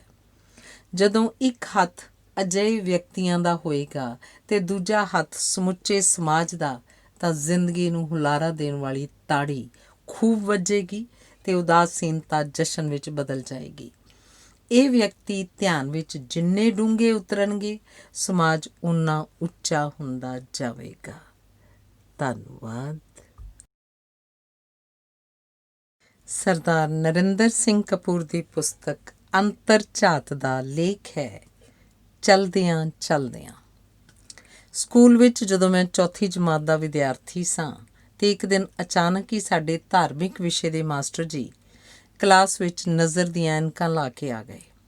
ਮੈਂ ਰੱਬ ਦੀ ਸਹੁੰ ਖਾ ਕੇ ਕਹਿੰਦਾ ਕਿ ਮੈਂ ਕੇਵਲ ਪ੍ਰਸ਼ੰਸਾ ਭਰੀ ਭਾਵਨਾ ਨਾਲ ਹੀ ਉਹਨਾਂ ਨੂੰ ਕਿਹਾ ਸੀ, ਮਾਸਟਰ ਜੀ ਅੱਜ ਐਨਕਾਂ ਨਾਲ ਤੁਸੀਂ ਪੜ੍ਹੇ ਲਿਖੇ ਲੱਗਦੇ ਹੋ, ਐਨਕਾਂ ਰੋਜ਼ ਲਾਇਆ ਕਰੋ। ਪਰ ਉਹਨਾਂ ਨੇ ਆਪਣੀ ਸਹਿਨਸ਼ੀਲਤਾ ਦਾ ਵਿਸ਼ਾਲ ਸਬੂਤ ਦਿੰਦੇ ਹੋਏ ਮੈਨੂੰ ਖੜ੍ਹਾ ਕਰ ਲਿਆ ਅਤੇ ਮੇਰੇ ਮੋਢੇ ਦੀ ਨਾਜ਼ੁਕ ਹੱਡੀ ਨਾਲ ਮੇਰੇ ਨਾਲੋਂ ਲੰਮੇ ਆਪਣੇ ਹੱਥ ਵਿੱਚ ਫੜੇ ਡੰਡੇ ਦੀ ਮਜ਼ਬੂਤੀ ਪਰਖਣ ਲੱਗ ਪਏ। ਮੈਨੂੰ ਸਮਝ ਨਹੀਂ ਸੀ ਆ ਰਹੀ ਕਿ ਉਹ ਆਪਣੇ ਪੜ੍ਹੇ ਲਿਖੇ ਹੋਣ ਦਾ ਸਬੂਤ ਇਉਂ ਕਿਉਂ ਦੇ ਰਹੇ ਸਨ। ਉਹਨਾਂ ਨੇ ਤਾਂ ਨਹੀਂ, ਪਰ ਉਹਨਾਂ ਦੇ ਡੰਡੇ ਨੇ ਮੇਰੇ ਮੋਢੇ ਦੀ ਹੱਡੀ ਤੋੜ ਦਿੱਤੀ ਅਤੇ ਮੈਨੂੰ ਜੀਵਨ ਭਰ ਲਈ ਕਿਸੇ ਦੇ ਮੋਢੇ ਨਾਲ ਮੋਢਾ ਮਿਲਾ ਕੇ ਚੱਲਣ ਦੇ ਪੱਖੋਂ ਨਕਾਰਾ ਕਰ ਦਿੱਤਾ। ਉਦੋਂ ਮੈਨੂੰ ਰੱਬ ਤੋਂ ਬਿਲਕੁਲ ਕੋਈ ਡਰ ਨਹੀਂ ਸੀ ਲੱਗਦਾ, ਪਰ ਇਸ ਮਾਸਟਰ ਜੀ ਤੋਂ ਬਹੁਤ ਭੈ ਆਉਂਦਾ ਸੀ। ਜਿਹੜੇ ਹੋਰ ਵਿਦਿਆਰਥੀ ਉਹਨਾਂ ਤੋਂ ਭੈ ਖਾਂਦੇ ਸਨ, ਉਹੀ ਮੇਰੇ ਮੁੱਢਲੇ ਦੋਸਤ ਬਣੇ। ਇਵੇਂ ਮੈਨੂੰ ਜ਼ਿੰਦਗੀ ਦੇ ਬਹੁਤ ਮਿੱਠੇ ਦੋਸਤ ਇਸ ਕੌੜੇ ਅਨੁਭਵ ਵਿੱਚੋਂ ਮਿਲੇ। ਕਈ ਵਾਰੀ ਮਾਸਟਰ ਜੀ ਸਾਨੂੰ ਤਿੰਨਾਂ ਨੂੰ ਇੱਕੋ ਬੈਂਚ ਉੱਤੇ ਖੜ੍ਹਾ ਕਰਕੇ ਮੱਛਰਦਾਨੀ ਵਾਲੀ ਲੰਮੀ ਸੋਟੀ ਨਾਲ 6 ਮਾਸੂਮ ਗੋਡਿਆਂ ਉੱਤੇ ਇੱਕੋ ਹੰਬਲੇ ਵਿੱਚ ਕਰਾਰੀ ਸੱਟ ਮਾਰਦੇ ਸਨ। ਅੰਤਾਂ ਦੀ ਪੀੜ ਹੋਣ ਦੇ ਬਾਵਜੂਦ ਅਸੀਂ ਉਹਨਾਂ ਦੇ ਇਸ ਲਾਸਾਨੀ ਹੁਨਰ ਦੀ ਦਾਦ ਦਿੱਤੇ ਬਿਨਾਂ ਨਹੀਂ ਸਾਂ ਰਹਿੰਦੇ। ਜ਼ਿੰਦਗੀ ਵਿੱਚ ਖਿੜੇ ਮੱਥੇ ਕੁੱਟ ਖਾਣ ਦੀ ਯੋਗਤਾ ਮੈਨੂੰ ਉਹਨਾਂ ਤੋਂ ਹੀ ਮਿਲੀ ਸੀ। ਭਾਵੇਂ ਮੇਰਾ ਮੋਢਾ ਤਾਂ ਸਦਾ ਹੀ ਕਮਜ਼ੋਰ ਰਿਹਾ ਹੈ, ਪਰ ਜ਼ਿੰਮੇਵਾਰੀਆਂ ਮੈਨੂੰ ਕਈ ਚੁੱਕਣੀਆਂ ਪਈਆਂ ਸਨ। ਕਾਲਜ ਪੜ੍ਹਦਿਆਂ ਮੈਂ ਇੱਕ ਕਵੀ ਦਰਬਾਰ ਕਰਵਾਉਣ ਦੀ ਜ਼ਿੰਮੇਵਾਰੀ ਚੁੱਕ ਲਈ। ਜਿਵੇਂ ਘਰ ਮੁੰਡਾ ਹੋਣ ਉੱਤੇ ਵਧਾਈ ਦੇਣ ਵਾਲਿਆਂ ਨੂੰ ਕੋਈ ਦੱਸਣ ਨਹੀਂ ਜਾਂਦਾ, ਉਹ ਆਪੇ ਹੀ ਆ ਜਾਂਦੇ ਹਨ, ਉਵੇਂ ਪਤਾ ਨਹੀਂ ਕਿਵੇਂ ਅਨੇਕਾਂ ਕਵੀ ਆ ਜੁੜੇ, ਪਰ ਸਰੋਤੇ ਲੱਭਿਆ ਨਹੀਂ ਸਨ ਲੱਭ ਸਕੇ। ਜਦੋਂ ਕਵੀ ਦਰਬਾਰ ਮੁਲਤਵੀ ਹੁੰਦਾ ਹੁੰਦਾ ਆਖਰ ਸ਼ੁਰੂ ਹੋਇਆ ਤਾਂ ਕਵੀਆਂ ਨਾਲੋਂ ਸਰੋਤੇ ਭਾਵੇਂ ਘੱਟ ਸਨ, ਪਰ ਕਵੀ ਦਰਬਾਰ ਮੁੱਕਣ ਉੱਤੇ ਸਰੋਤਿਆਂ ਨੇ ਕਵੀਆਂ ਦਾ 5 ਮੀਲ ਤੱਕ ਪਿੱਛਾ ਕੀਤਾ। ਜਦੋਂ ਮੈਂ ਵਿਦਿਆਰਥੀ ਸਾਂ ਤਾਂ ਉਦੋਂ ਦਰਬਾਰਾਂ ਦਾ ਬੜਾ ਰਿਵਾਜ ਸੀ। ਕਵੀ ਦਰਬਾਰ ਤਾਂ ਹੁੰਦੇ ਹੀ ਸਨ, ਚੁਗਲੀ ਦਰਬਾਰ ਤੇ ਕਹਾਣੀ ਦਰਬਾਰ ਵੀ ਹੋਣ ਲੱਗ ਪਏ ਸਨ। ਦਰਬਾਰ ਕੋਈ ਵੀ ਲੱਗਦਾ ਅੰਤ ਨੂੰ ਸਥਿਤੀ ਇੱਕ ਦੂਜੇ ਨੂੰ ਵੰਗਾਰਨ ਵਾਲੀ ਹੋ ਜਾਂਦੀ। ਉਦੋਂ ਜਦੋਂ ਕੋਈ ਵਿਦਿਆਰਥੀ ਹੋਰ ਕੁਝ ਵੀ ਨਹੀਂ ਸੀ ਬਣ ਸਕਦਾ, ਉਹ ਕਵੀ ਜ਼ਰੂਰ ਬਣ ਜਾਂਦਾ ਸੀ। ਅਤੇ ਜਦੋਂ ਵੀ ਕੋਈ ਲੜਕੀ ਨਹਾਉਣ ਉਪਰੰਤ ਆਪਣੇ ਵਾਲਾਂ ਨੂੰ ਸਰਦੀਆਂ ਦੀ ਧੁੱਪ ਵਿੱਚ ਸੁਕਾਉਣ ਲਈ ਕੋਠੇ ਉੱਤੇ ਵਿਖਾਈ ਦਿੰਦੀ ਤਾਂ ਆਲੇ ਦੁਆਲੇ ਦੇ ਘਰਾਂ ਵਿੱਚ ਕਈ ਗਾਲਿਬ ਕਲਾਮ ਲਿਖਣ ਲੱਗ ਪੈਂਦੇ। ਕਾਲਜ ਵਿੱਚ ਅਸੀਂ ਜਦੋਂ ਵੀ ਕਿਸੇ ਵਿਦਿਆਰਥੀ ਨੂੰ ਇਕੱਲਿਆਂ ਆਪਣੇ ਵੱਲ ਆਉਂਦਿਆਂ ਵੇਖਦੇ ਤਾਂ ਸਮਝ ਜਾਂਦੇ ਕਿ ਇਹ ਆਪਣਾ ਕਲਾਮ ਸੁਣਾਉਣ ਲਈ ਸਰੋਤਿਆਂ ਦੀ ਭਾਲ ਵਿੱਚ ਨਿਕਲਿਆ ਹੋਇਆ। ਉਦੋਂ ਰੂਬਰੂ ਪ੍ਰੋਗਰਾਮ ਨਹੀਂ ਸਨ ਹੁੰਦੇ। ਕਾਲਜ ਦੇ ਦੂਜੇ ਸਾਲ ਅਸੀਂ ਇੱਕ ਕਹਾਣੀ ਦਰਬਾਰ ਕਰਵਾਇਆ। ਉੱਥੇ ਉਹ ਕਹਾਣੀਆਂ ਪੜ੍ਹੀਆਂ ਗਈਆਂ ਜਿਹੜੀਆਂ ਆਪ ਨਹੀਂ ਬੋਲਦੀਆਂ ਸਨ, ਪਰ ਜਿਨ੍ਹਾਂ ਦੇ ਲਿਖਣ ਵਾਲੇ ਚੁੱਪ ਨਹੀਂ ਸਨ ਕਰਦੇ। ਕਹਾਣੀ ਦਰਬਾਰ ਵਿੱਚ ਪੜ੍ਹੀਆਂ ਗਈਆਂ ਬਹੁਤੀਆਂ ਕਹਾਣੀਆਂ ਦੇ ਅੰਤ ਸੁਖਦਾਇਕ ਸਨ, ਕਿਉਂਕਿ ਹਰ ਕਹਾਣੀ ਮੁੱਕਣ ਉੱਤੇ ਸਰੋਤਿਆਂ ਨੂੰ ਸੁੱਖ ਦਾ ਸਾਹ ਆਉਂਦਾ ਸੀ। ਕਈ ਕਹਾਣੀਆਂ ਸਰੋਤਿਆਂ ਦੇ ਮਨ 'ਤੇ ਮਾਤਾ ਦੇ ਦਾਗਾਂ ਵਾਂਗ ਡੂੰਘੀ ਛਾਪ ਵੀ ਲਾ ਗਈਆਂ। ਜਦੋਂ ਇੱਕ ਕਹਾਣੀਕਾਰਾ ਨੇ ਆਪਣੇ ਇੱਕ ਪਾਤਰ ਦੇ ਦਿਲ ਦੇ ਫੋੜੇ ਫਿਣਸੀਆਂ ਬਿਆਨ ਕਰਨੇ ਸ਼ੁਰੂ ਕੀਤੇ ਤਾਂ ਸਰੋਤਿਆਂ ਨੇ ਅੱਖਾਂ ਬੰਦ ਕਰਕੇ ਆਨੰਦ ਮਾਣਿਆ। ਸੁਣਨ ਉਪਰੰਤ ਇੱਕ ਸਰੋਤੇ ਨੇ ਦੂਜੇ ਸਰੋਤਿਆਂ ਵਾਂਗ ਆਪਣੀ ਵਿਸ਼ੇਸ਼ੱਗ ਰਾਏ ਦਿੰਦਿਆਂ ਕਿਹਾ ਕਿ ਲੇਖਿਕਾ ਨੂੰ ਆਪਣੀ ਕਹਾਣੀ ਦਾ ਅੰਤ ਦੀਆ ਸਲਾਈ ਦੀ ਤੀਲੀ ਬਾਲ ਕੇ ਕਰਨਾ ਚਾਹੀਦਾ ਸੀ। ਪ੍ਰਧਾਨ ਜੀ ਨੇ ਕਿਹਾ, ਧਿਆਨ ਦਿਓ, ਲੇਖਿਕਾ ਆਪਣੀ ਕਹਾਣੀ ਵਿੱਚ ਜਜ਼ਬਿਆਂ ਦੀ ਅੱਗ ਬਾਲ ਰਹੀ ਹੈ। ਇਹਦੇ ਉੱਤਰ ਵਿੱਚ ਇੱਕ ਹੋਰ ਕਹਾਣੀ ਲੇਖਿਕਾ ਨੇ ਕਿਹਾ ਕਿ ਕਹਾਣੀ ਵਿੱਚ ਅੱਗ ਬਾਲਣ ਦੀ ਥਾਂ ਚੰਗਾ ਹੁੰਦਾ ਜੇ ਅੱਗ ਵਿੱਚ ਕਹਾਣੀ ਬਾਲੀ ਜਾਂਦੀ। ਇਸ ਉੱਤੇ ਇੱਕ ਪੁਰਸ਼ ਸਰੋਤੇ ਨੇ ਬੜੀ ਇਤਰਾਜ਼ਯੋਗ ਗੱਲ ਕਹੀ ਕਿ ਇਹ ਕਹਾਣੀ ਸੁਣਨ ਉਪਰੰਤ ਉਹਨੇ ਫੈਸਲਾ ਕੀਤਾ ਹੈ ਕਿ ਉਹ ਕੇਵਲ ਇਸਤਰੀਆਂ ਦੀਆਂ ਲਿਖੀਆਂ ਕਹਾਣੀਆਂ ਹੀ ਪੜ੍ਹੇਗਾ। ਇਸ ਉੱਤੇ ਇੱਕ ਹੋਰ ਸਰੋਤਾ ਬੋਲਿਆ, ਇਹ ਤਾਂ ਤੁਸੀਂ ਦੱਸਿਆ ਹੀ ਨਹੀਂ ਕਿ ਤੁਸੀਂ ਇਸਤਰੀ ਹੋ ਕਿ ਪੁਰਸ਼। ਅਤੇ ਦੋਵੇਂ ਸਰੋਤੇ ਇੱਕ ਦੂਜੇ ਨੂੰ ਵੰਗਾਰਨ ਲੱਗ ਪਏ। ਇਸੇ ਕਹਾਣੀ ਦਰਬਾਰ ਵਿੱਚ ਜਦੋਂ ਇੱਕ ਕਹਾਣੀਕਾਰ ਨੇ ਇਤਰਾਜ਼ ਕੀਤਾ ਕਿ ਉਸ ਨੂੰ ਉਸ ਦੀ ਯੋਗਤਾ ਦੇ ਆਧਾਰ 'ਤੇ ਮਾਣ ਭੱਤਾ ਕਿਉਂ ਨਹੀਂ ਦਿੱਤਾ ਜਾ ਰਿਹਾ, ਤਾਂ ਪ੍ਰਬੰਧਕਾਂ ਨੇ ਬੜੀ ਨਿਮਰਤਾ ਨਾਲ ਕਿਹਾ, ਸਾਨੂੰ ਤੁਹਾਡੀ ਯੋਗਤਾ ਦਾ ਪੂਰਾ ਗਿਆਨ ਹੈ, ਪਰ ਸਾਡੀ ਮਜਬੂਰੀ ਹੈ ਕਿ ਅਸੀਂ ਦਿੱਤੇ ਜਾਣ ਵਾਲੇ ਮਾਣ ਭੱਤੇ ਤੋਂ ਘੱਟ ਦੇ ਨਹੀਂ ਸਕਦੇ। ਜਿਵੇਂ ਅਕਸਰ ਹੁੰਦਾ ਹੀ ਹੈ, ਪ੍ਰਧਾਨ ਜੀ ਨੇ ਆਪਣੇ ਪ੍ਰਧਾਨਗੀ ਭਾਸ਼ਣ ਵਿੱਚ ਸਭ ਦੀ ਪ੍ਰਸ਼ੰਸਾ ਕਰਦਿਆਂ ਸਭ ਤੋਂ ਲੰਮੀ ਕਹਾਣੀ ਪੜ੍ਹਨ ਵਾਲੇ ਕਹਾਣੀਕਾਰ ਦੀ ਸਰਾਹਨਾ ਕਰਦਿਆਂ ਕਿਹਾ ਕਿ ਲੇਖਕ ਆਪਣੀ ਲੰਮੀ ਤੇ ਵਿਸ਼ਾਲ ਜ਼ਿੰਦਗੀ ਦਾ ਸਾਰਾ ਅਨੁਭਵ ਜੇ ਕਿਸੇ ਮਿੰਨੀ ਕਹਾਣੀ ਵਿੱਚ ਪੇਸ਼ ਕਰੇ ਤਾਂ ਉਹ ਰਚਨਾ ਨਿਸ਼ਚੇ ਹੀ ਇੱਕ ਸ਼ਾਹਕਾਰ ਹੋਵੇਗੀ। ਜਦੋਂ ਮੈਂ ਵਿਦਿਆਰਥੀ ਤੋਂ ਅਧਿਆਪਕ ਬਣ ਗਿਆ ਤਾਂ ਮੈਨੂੰ ਗਿਆਨ ਹੋਇਆ ਕਿ ਕਿਸੇ ਬੋਲੀ ਦੇ ਜਿਉਂਦੇ ਹੋਣ ਦਾ ਪ੍ਰਮਾਣ ਇਹ ਹੁੰਦਾ ਹੈ ਕਿ ਉਸ ਵਿੱਚ ਸਾਹਿਤ ਭਾਵੇਂ ਨਾ ਹੋਵੇ, ਪਰ ਉਸ ਸਾਹਿਤ ਦਾ ਮੁਲਾਂਕਣ ਕਰਨ ਲਈ ਸੈਮੀਨਾਰ ਹੋਣੇ ਜ਼ਰੂਰੀ ਹਨ। ਅਸੀਂ ਵੀ ਇੱਕ ਸੈਮੀਨਾਰ ਕੀਤਾ ਜਿਹੜਾ ਮਹਾਨ ਸੈਮੀਨਾਰ ਬਣਦਾ ਇਸ ਕਰਕੇ ਰਹਿ ਗਿਆ ਕਿਉਂਕਿ ਸੈਮੀਨਾਰ 'ਚ ਭਾਗ ਲੈਣ ਵਾਲੇ ਇੱਕ ਵਿਦਵਾਨ ਦਾ ਕੰਬਲ ਗੁਆਚ ਗਿਆ ਸੀ। ਉਸਨੇ ਆਪਣਾ ਪੇਪਰ ਪੜ੍ਹਨ ਦੀ ਥਾਂ ਕੰਬਲ ਦੀ ਸਮੱਸਿਆ ਨੂੰ ਪੂਰੇ ਵਿਸਥਾਰ ਨਾਲ ਪੇਸ਼ ਕਰਦਿਆਂ ਕਿਹਾ ਕਿ ਬੋਲੀ ਦਾ ਅਗਲੇਰਾ ਵਿਕਾਸ ਤਾਂ ਹੀ ਹੋਏਗਾ ਜੇ ਉਸਦੇ ਕੰਬਲ ਦੇ ਸਾਰੇ ਪੱਖਾਂ ਨੂੰ ਵਿਸਥਾਰ ਵਿੱਚ ਵਿਚਾਰਿਆ ਜਾਏ। ਪ੍ਰਬੰਧਕਾਂ ਨੇ ਉਸਨੂੰ ਕਿਹਾ ਕਿ ਉਸਦੇ ਕੰਬਲ ਦਾ ਮੁਆਵਜ਼ਾ ਦੇਣ ਉੱਤੇ ਲੇਖਾ ਸ਼ਾਖਾ ਇਤਰਾਜ਼ ਕਰੇਗੀ ਤਾਂ ਉਹਨੇ ਬਾਹਾਂ ਨੀਵੀਆਂ ਕਰਕੇ ਇੱਕ ਮਹੱਤਵਪੂਰਨ ਨੁਕਤਾ ਉਠਾਉਂਦਿਆਂ ਕਿਹਾ ਕਿ ਕੰਬਲ ਦਾ ਪ੍ਰਬੰਧ ਨਹੀਂ ਕਰ ਸਕਦੇ ਤਾਂ ਸੈਮੀਨਾਰ ਹੀ ਕਿਉਂ ਕਰਵਾਉਂਦੇ ਹੋ। ਉਸਨੇ ਆਪਣੀ ਆਵਾਜ਼ ਨੂੰ ਹੋਰ ਲੈਮਈ ਬਣਾਉਂਦਿਆਂ ਕਿਹਾ ਕਿ ਮੈਂ ਪਿਛਲੇ ਮਹੀਨੇ ਵੀ ਇੱਕ ਸੈਮੀਨਾਰ 'ਤੇ ਗਿਆ ਸਾਂ। ਉਹ ਸੈਮੀਨਾਰ ਬੜਾ ਸਫਲ ਸੀ ਕਿਉਂਕਿ ਉੱਥੇ ਜਦੋਂ ਮੇਰਾ ਕੰਬਲ ਗੁਆਚ ਗਿਆ ਸੀ ਤਾਂ ਪ੍ਰਬੰਧਕਾਂ ਨੇ ਗੁਆਚੇ ਕੰਬਲ ਦਾ ਮੁਆਵਜ਼ਾ ਦਿੱਤਾ ਸੀ। ਇਸੇ ਸੈਮੀਨਾਰ ਵਿੱਚ ਸਿਲਾਈ ਕਢਾਈ ਦੀ ਡੂੰਘੀ ਸੂਝ ਰੱਖਣ ਵਾਲੇ ਇੱਕ ਆਲੋਚਕ ਨੇ ਸ਼ਬਦਾਂ ਦੀ ਫੁਲਕਾਰੀ ਪੇਸ਼ ਕਰਦੇ ਹੋਏ ਕਿਹਾ ਕਿ ਸਾਹਿਤਕਾਰ ਇਹੋ ਜਿਹੇ ਹੋਣੇ ਚਾਹੀਦੇ ਹਨ ਜਿਹੜੇ ਚਲਦੀ ਮਸ਼ੀਨ ਦੀ ਸੂਈ ਵਿੱਚ ਧਾਗਾ ਪਾ ਲੈਣ। ਜਦੋਂ ਸੈਮੀਨਾਰ ਖਤਮ ਹੋਇਆ ਤਾਂ ਇਸੇ ਆਲੋਚਕ ਨੇ ਬਾਜ਼ਾਰ ਜਾਣ ਦੀ ਇੱਛਾ ਪ੍ਰਗਟ ਕੀਤੀ, ਜਿੱਥੋਂ ਉਸਨੇ ਆਪਣੀ ਪੈਂਟ ਲਈ ਨਵੀਂ ਬੈਲਟ ਖਰੀਦਣੀ ਸੀ। ਉਹਨਾਂ ਦੇ ਸੁੱਖ ਆਰਾਮ ਦਾ ਪ੍ਰਬੰਧਕ ਹੋਣ ਕਰਕੇ ਮੈਨੂੰ ਨਾਲ ਜਾਣਾ ਪਿਆ। ਉਹਨਾਂ ਦੀ ਮੇਚ ਦੀ ਬੈਲਟ ਕਿੱਧਰੋਂ ਨਾ ਮਿਲਣੀ ਸੀ ਨਾ ਮਿਲੀ। ਉਹਨਾਂ ਦੇ ਗਲੇ ਤੋਂ ਉਤਲਾ ਹਿੱਸਾ ਤਾਂ ਵੀਰਾਨ ਹੀ ਸੀ, ਪਰ ਥਲਵਾਂ ਹਿੱਸਾ ਮੱਧ ਪ੍ਰਦੇਸ਼ ਵਾਂਗ ਬਹੁਤ ਵਿਸ਼ਾਲ ਸੀ। ਉਹਨਾਂ ਨੂੰ ਮੈਂ ਨਿਮਰਤਾ ਨਾਲ ਕਿਹਾ ਕਿ ਸੂਟਕੇਸਾਂ ਦੀ ਦੁਕਾਨ ਉੱਤੇ ਚੱਲਦੇ ਹਾਂ, ਉੱਥੋਂ ਬਿਸਤਰੇ ਬੰਨ੍ਹਣ ਦੀ ਬੈਲਟ ਮਿਲ ਜਾਏਗੀ। ਅਸੀਂ ਜਾ ਰਹੇ ਸਾਂ ਕਿ ਉਹਨਾਂ ਨੇ ਇਸ਼ਾਰਾ ਸੱਜੇ ਮੁੜਨ ਦਾ ਕੀਤਾ ਅਤੇ ਮੁੜ ਖੱਬੇ ਗਏ ਅਤੇ ਅੱਗੋਂ ਜੋ ਹੁੰਦਾ ਹੈ ਬਿਲਕੁਲ ਉਵੇਂ ਹੋਇਆ। ਦੂਜੇ ਐਤਵਾਰ ਮੈਨੂੰ ਉਹਨਾਂ ਦੇ ਭੋਗ ਉੱਤੇ ਉਹਨਾਂ ਨੂੰ ਸ਼ਰਧਾਂਜਲੀ ਦੇ ਫੁੱਲ ਭੇਟ ਕਰਨੇ ਪਏ ਅਤੇ ਸਾਹਿਤ ਨੂੰ ਪੈਣ ਵਾਲੇ ਘਾਟੇ 'ਤੇ ਵਿਰਲਾਪ ਕਰਨਾ ਪਿਆ। ਵਿੱਦਿਆ ਦੇ ਖੇਤਰ ਨਾਲ ਸੰਬੰਧਿਤ ਹੋਣ ਕਰਕੇ ਮੇਰਾ ਭਾਂਤ ਦੇ ਅਨਪੜ੍ਹਾਂ ਨਾਲ ਵਾਹ ਪੈਂਦਾ ਹੈ। ਮੈਂ ਕਈ ਅਜਿਹੇ ਵਿੱਦਿਅਕ ਮਾਹਿਰਾਂ ਨੂੰ ਜਾਣਦਾ ਹਾਂ ਜਿਹੜੇ ਕੁਰਸੀ ਨਾਲ ਜੁੜ ਕੇ ਕੁਰਸੀ ਜਿੰਨੇ ਹੋ ਗਏ ਹਨ। ਉਹਨਾਂ ਵਿੱਚੋਂ ਬਹੁਤੇ ਜ਼ਿੰਦਗੀ ਪਹਿਲੇ ਗੇਅਰ ਵਿੱਚ ਹੀ ਜਿਉਂਦੇ ਹਨ। ਉਹਨਾਂ ਵਿੱਚੋਂ ਇੱਕ ਨਾਲ ਮੇਰਾ ਕੁਝ ਵਧੇਰੇ ਹੀ ਮੇਲ ਗੇਲ ਹੈ। ਉਹ ਪੜ੍ਹਾਉਂਦੇ ਸਰੀਰਕ ਵਿਗਿਆਨ ਹਨ ਪਰ ਰਚਦੇ ਸਾਹਿਤ ਹਨ। ਉਹ ਸੰਕਲਪ ਨੂੰ ਸਕਲੰਪ ਕਹਿੰਦੇ ਹਨ। ਆਪਣੀ ਪਤਨੀ ਨਾਲ ਉਹ ਪਤੀ ਵਾਂਗ ਘੱਟ ਤੇ ਪ੍ਰੇਮੀ ਵਾਂਗ ਵਧੇਰੇ ਪੇਸ਼ ਆਉਂਦੇ ਹਨ। ਉਹਨਾਂ ਦੀ ਪਤਨੀ ਨੇ ਇੱਕ ਦਿਨ ਦੱਸਿਆ ਕਿ ਜਦੋਂ ਵਿਆਹ ਦੇ ਪੱਖੋਂ ਪਿਛੜ ਗਈ ਤਾਂ ਉਹਨੇ ਸੱਚੀ ਮੁੱਚੀ ਕਈ ਪਾਪੜ ਵੇਲੇ। ਉਹ ਦੱਸਦੀ ਹੈ ਕਿ ਉਹਨੇ ਦੂਜਿਆਂ ਦੀ ਸਿਹਤ ਉੱਤੇ ਬਹੁਤ ਚੰਗਾ ਅਸਰ ਪਾਇਆ ਹੈ। ਉਹ ਜਦੋਂ ਕਿਸੇ ਜਵਾਨ ਨੂੰ ਪੁੱਛਦੀ, ਜੇ ਵਿਆਹ ਨਹੀਂ ਹੋਇਆ ਤਾਂ ਮੇਰੇ ਨਾਲ ਕਰਵਾ ਲੈ, ਦੱਸ ਕਰਵਾਏਂਗਾ, ਤਾਂ ਉਹ ਜਵਾਨ ਲੰਮੀ ਦੌੜ ਲਾਉਣ ਲੱਗ ਪੈਂਦਾ।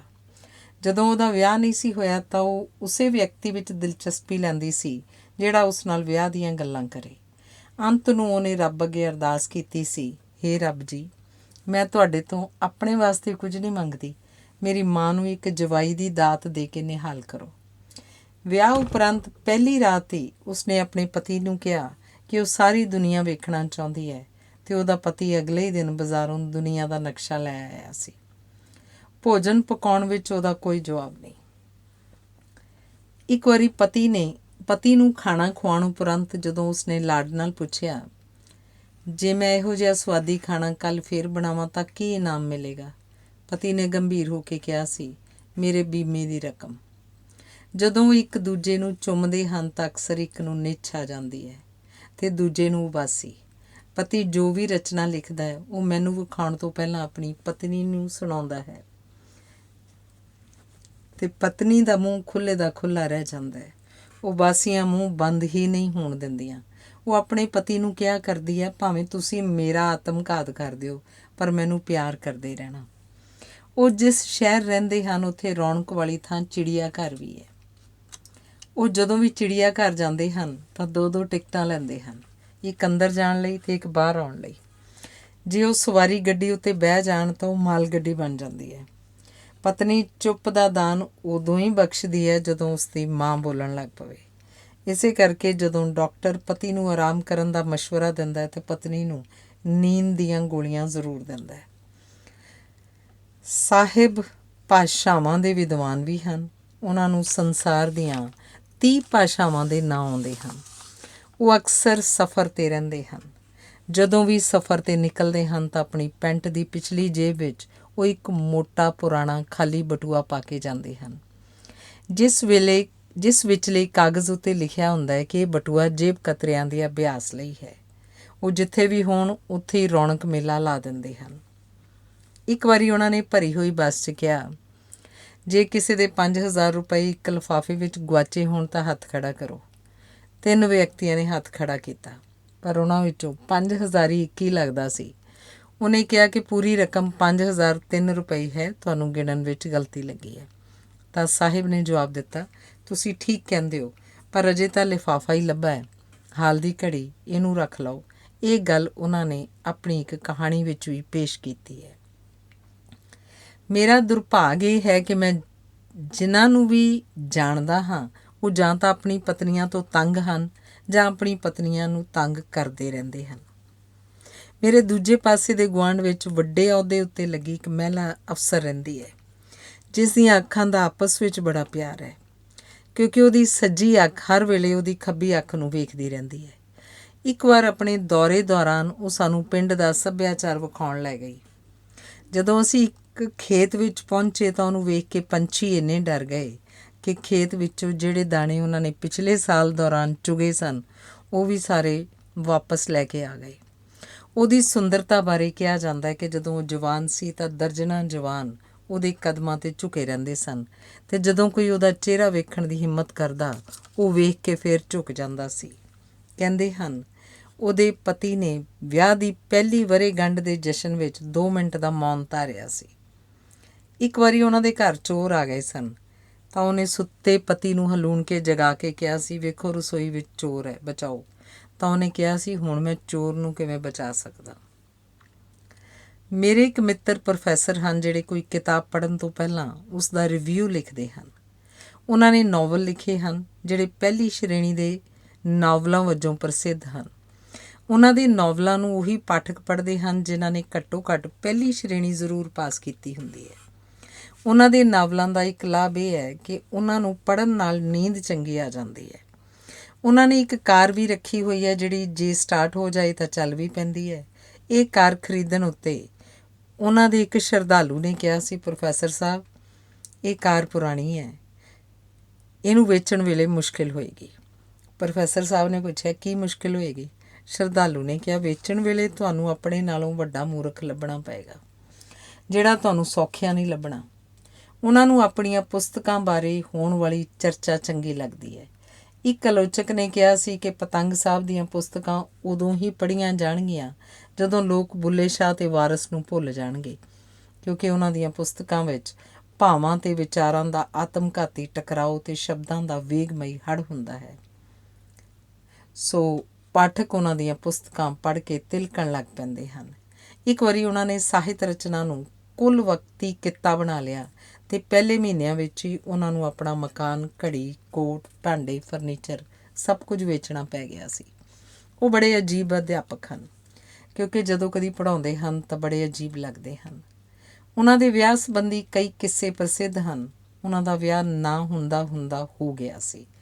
ਜਦੋਂ ਉਮਰ ਦੇ 4 ਦਹਾਕੇ ਲੰਘ ਜਾਣ ਉੱਤੇ ਉਹਨਾਂ ਦੀ ਕੁੜਮਾਈ ਹੋਈ ਤਾਂ ਵਿਆਹ ਵਾਲੇ ਦਿਨ ਘੋੜੀ ਨਹੀਂ ਮਿਲ ਰਹੀ ਸੀ।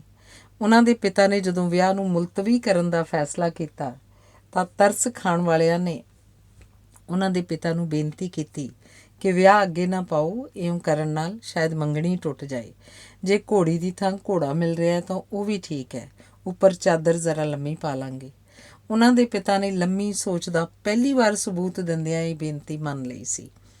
ਕਹਿੰਦੇ ਹਨ ਕਿ ਲਾੜਾ ਰਵਾਨਾ ਤਾਂ ਘੋੜੇ ਉੱਤੇ ਹੀ ਹੋਇਆ ਸੀ, ਪਰ ਡੋਲੀ ਐਂਬੂਲੈਂਸ ਵਿੱਚ ਆਈ ਸੀ। ਉਹਨਾਂ ਨੇ ਸਾਰੀ ਉਮਰ ਵਿਦਿਆਰਥੀਆਂ ਨਾਲ ਖੂਬ ਲੁੱਕਣ ਮਿੱਟੀ ਖੇਡੀ ਹੈ। ਉਹ ਜਦੋਂ ਰਿਟਾਇਰ ਹੋਣ ਦੀਆਂ ਗੱਲਾਂ ਕਰਦੇ ਹਨ ਤਾਂ ਕਹਿੰਦੇ ਹਨ ਕਿ ਜਿਹੜੀਆਂ ਕਿਤਾਬਾਂ ਪੜ੍ਹਾਉਂਦਾ ਰਿਹਾ ਉਹ ਰਿਟਾਇਰ ਹੋ ਕੇ ਇੱਕ ਵਾਰੀ ਜ਼ਰੂਰ ਪੜ੍ਹਾਂਗਾ। ਇੱਕ ਵਾਰੀ ਜਦੋਂ ਫਿਲਮ ਵੇਖਣ ਲਈ ਸਿਨੇਮੇ ਗਏ ਤਾਂ ਆਪਣੀ ਕਲਾਸ ਵਿਚਲੀ ਆਦਤ ਅਨੁਸਾਰ ਸੌਂ ਗਏ। ਇਹ ਸਿਨੇਮਾ ਸੀ, ਕਲਾਸ ਤਾਂ ਹੈ ਨਹੀਂ ਸੀ ਕਿ ਵਿਦਿਆਰਥੀ ਪਿਛਲੇ ਪਾਸਿਓਂ ਆਰਾਮ ਨਾਲ ਚਲੇ ਜਾਂਦੇ, ਪਰ ਇੱਥੇ ਤਾਂ ਲੋਕ ਪੈਸੇ ਖਰਚ ਕੇ ਆਏ ਸਨ, ਸੋ ਉਹਨਾਂ ਨੇ 3 ਘੰਟੇ ਬਹਿਣਾ ਹੀ ਬਹਿਣਾ ਸੀ। ਸਿਨੇਮੇ ਦੇ ਇੱਕ ਕਰਮਚਾਰੀ ਨੇ ਉਹਨਾਂ ਨੂੰ ਜਗਾ ਕੇ ਕਿਹਾ ਕਿ ਘੁਰਾੜੇ ਨਾ ਮਾਰੋ, ਬਾਕੀਆਂ ਦੀ ਨੀਂਦ ਖਰਾਬ ਹੋ ਰਹੀ ਹੈ। ਮੇਰੇ ਇੱਕ ਹੋਰ ਮਿੱਤਰ ਦੇਸ਼ ਦੇ ਵਿਕਾਸ 'ਚ ਬੜੀ ਦਿਲਚਸਪੀ ਲੈਂਦੇ ਹਨ।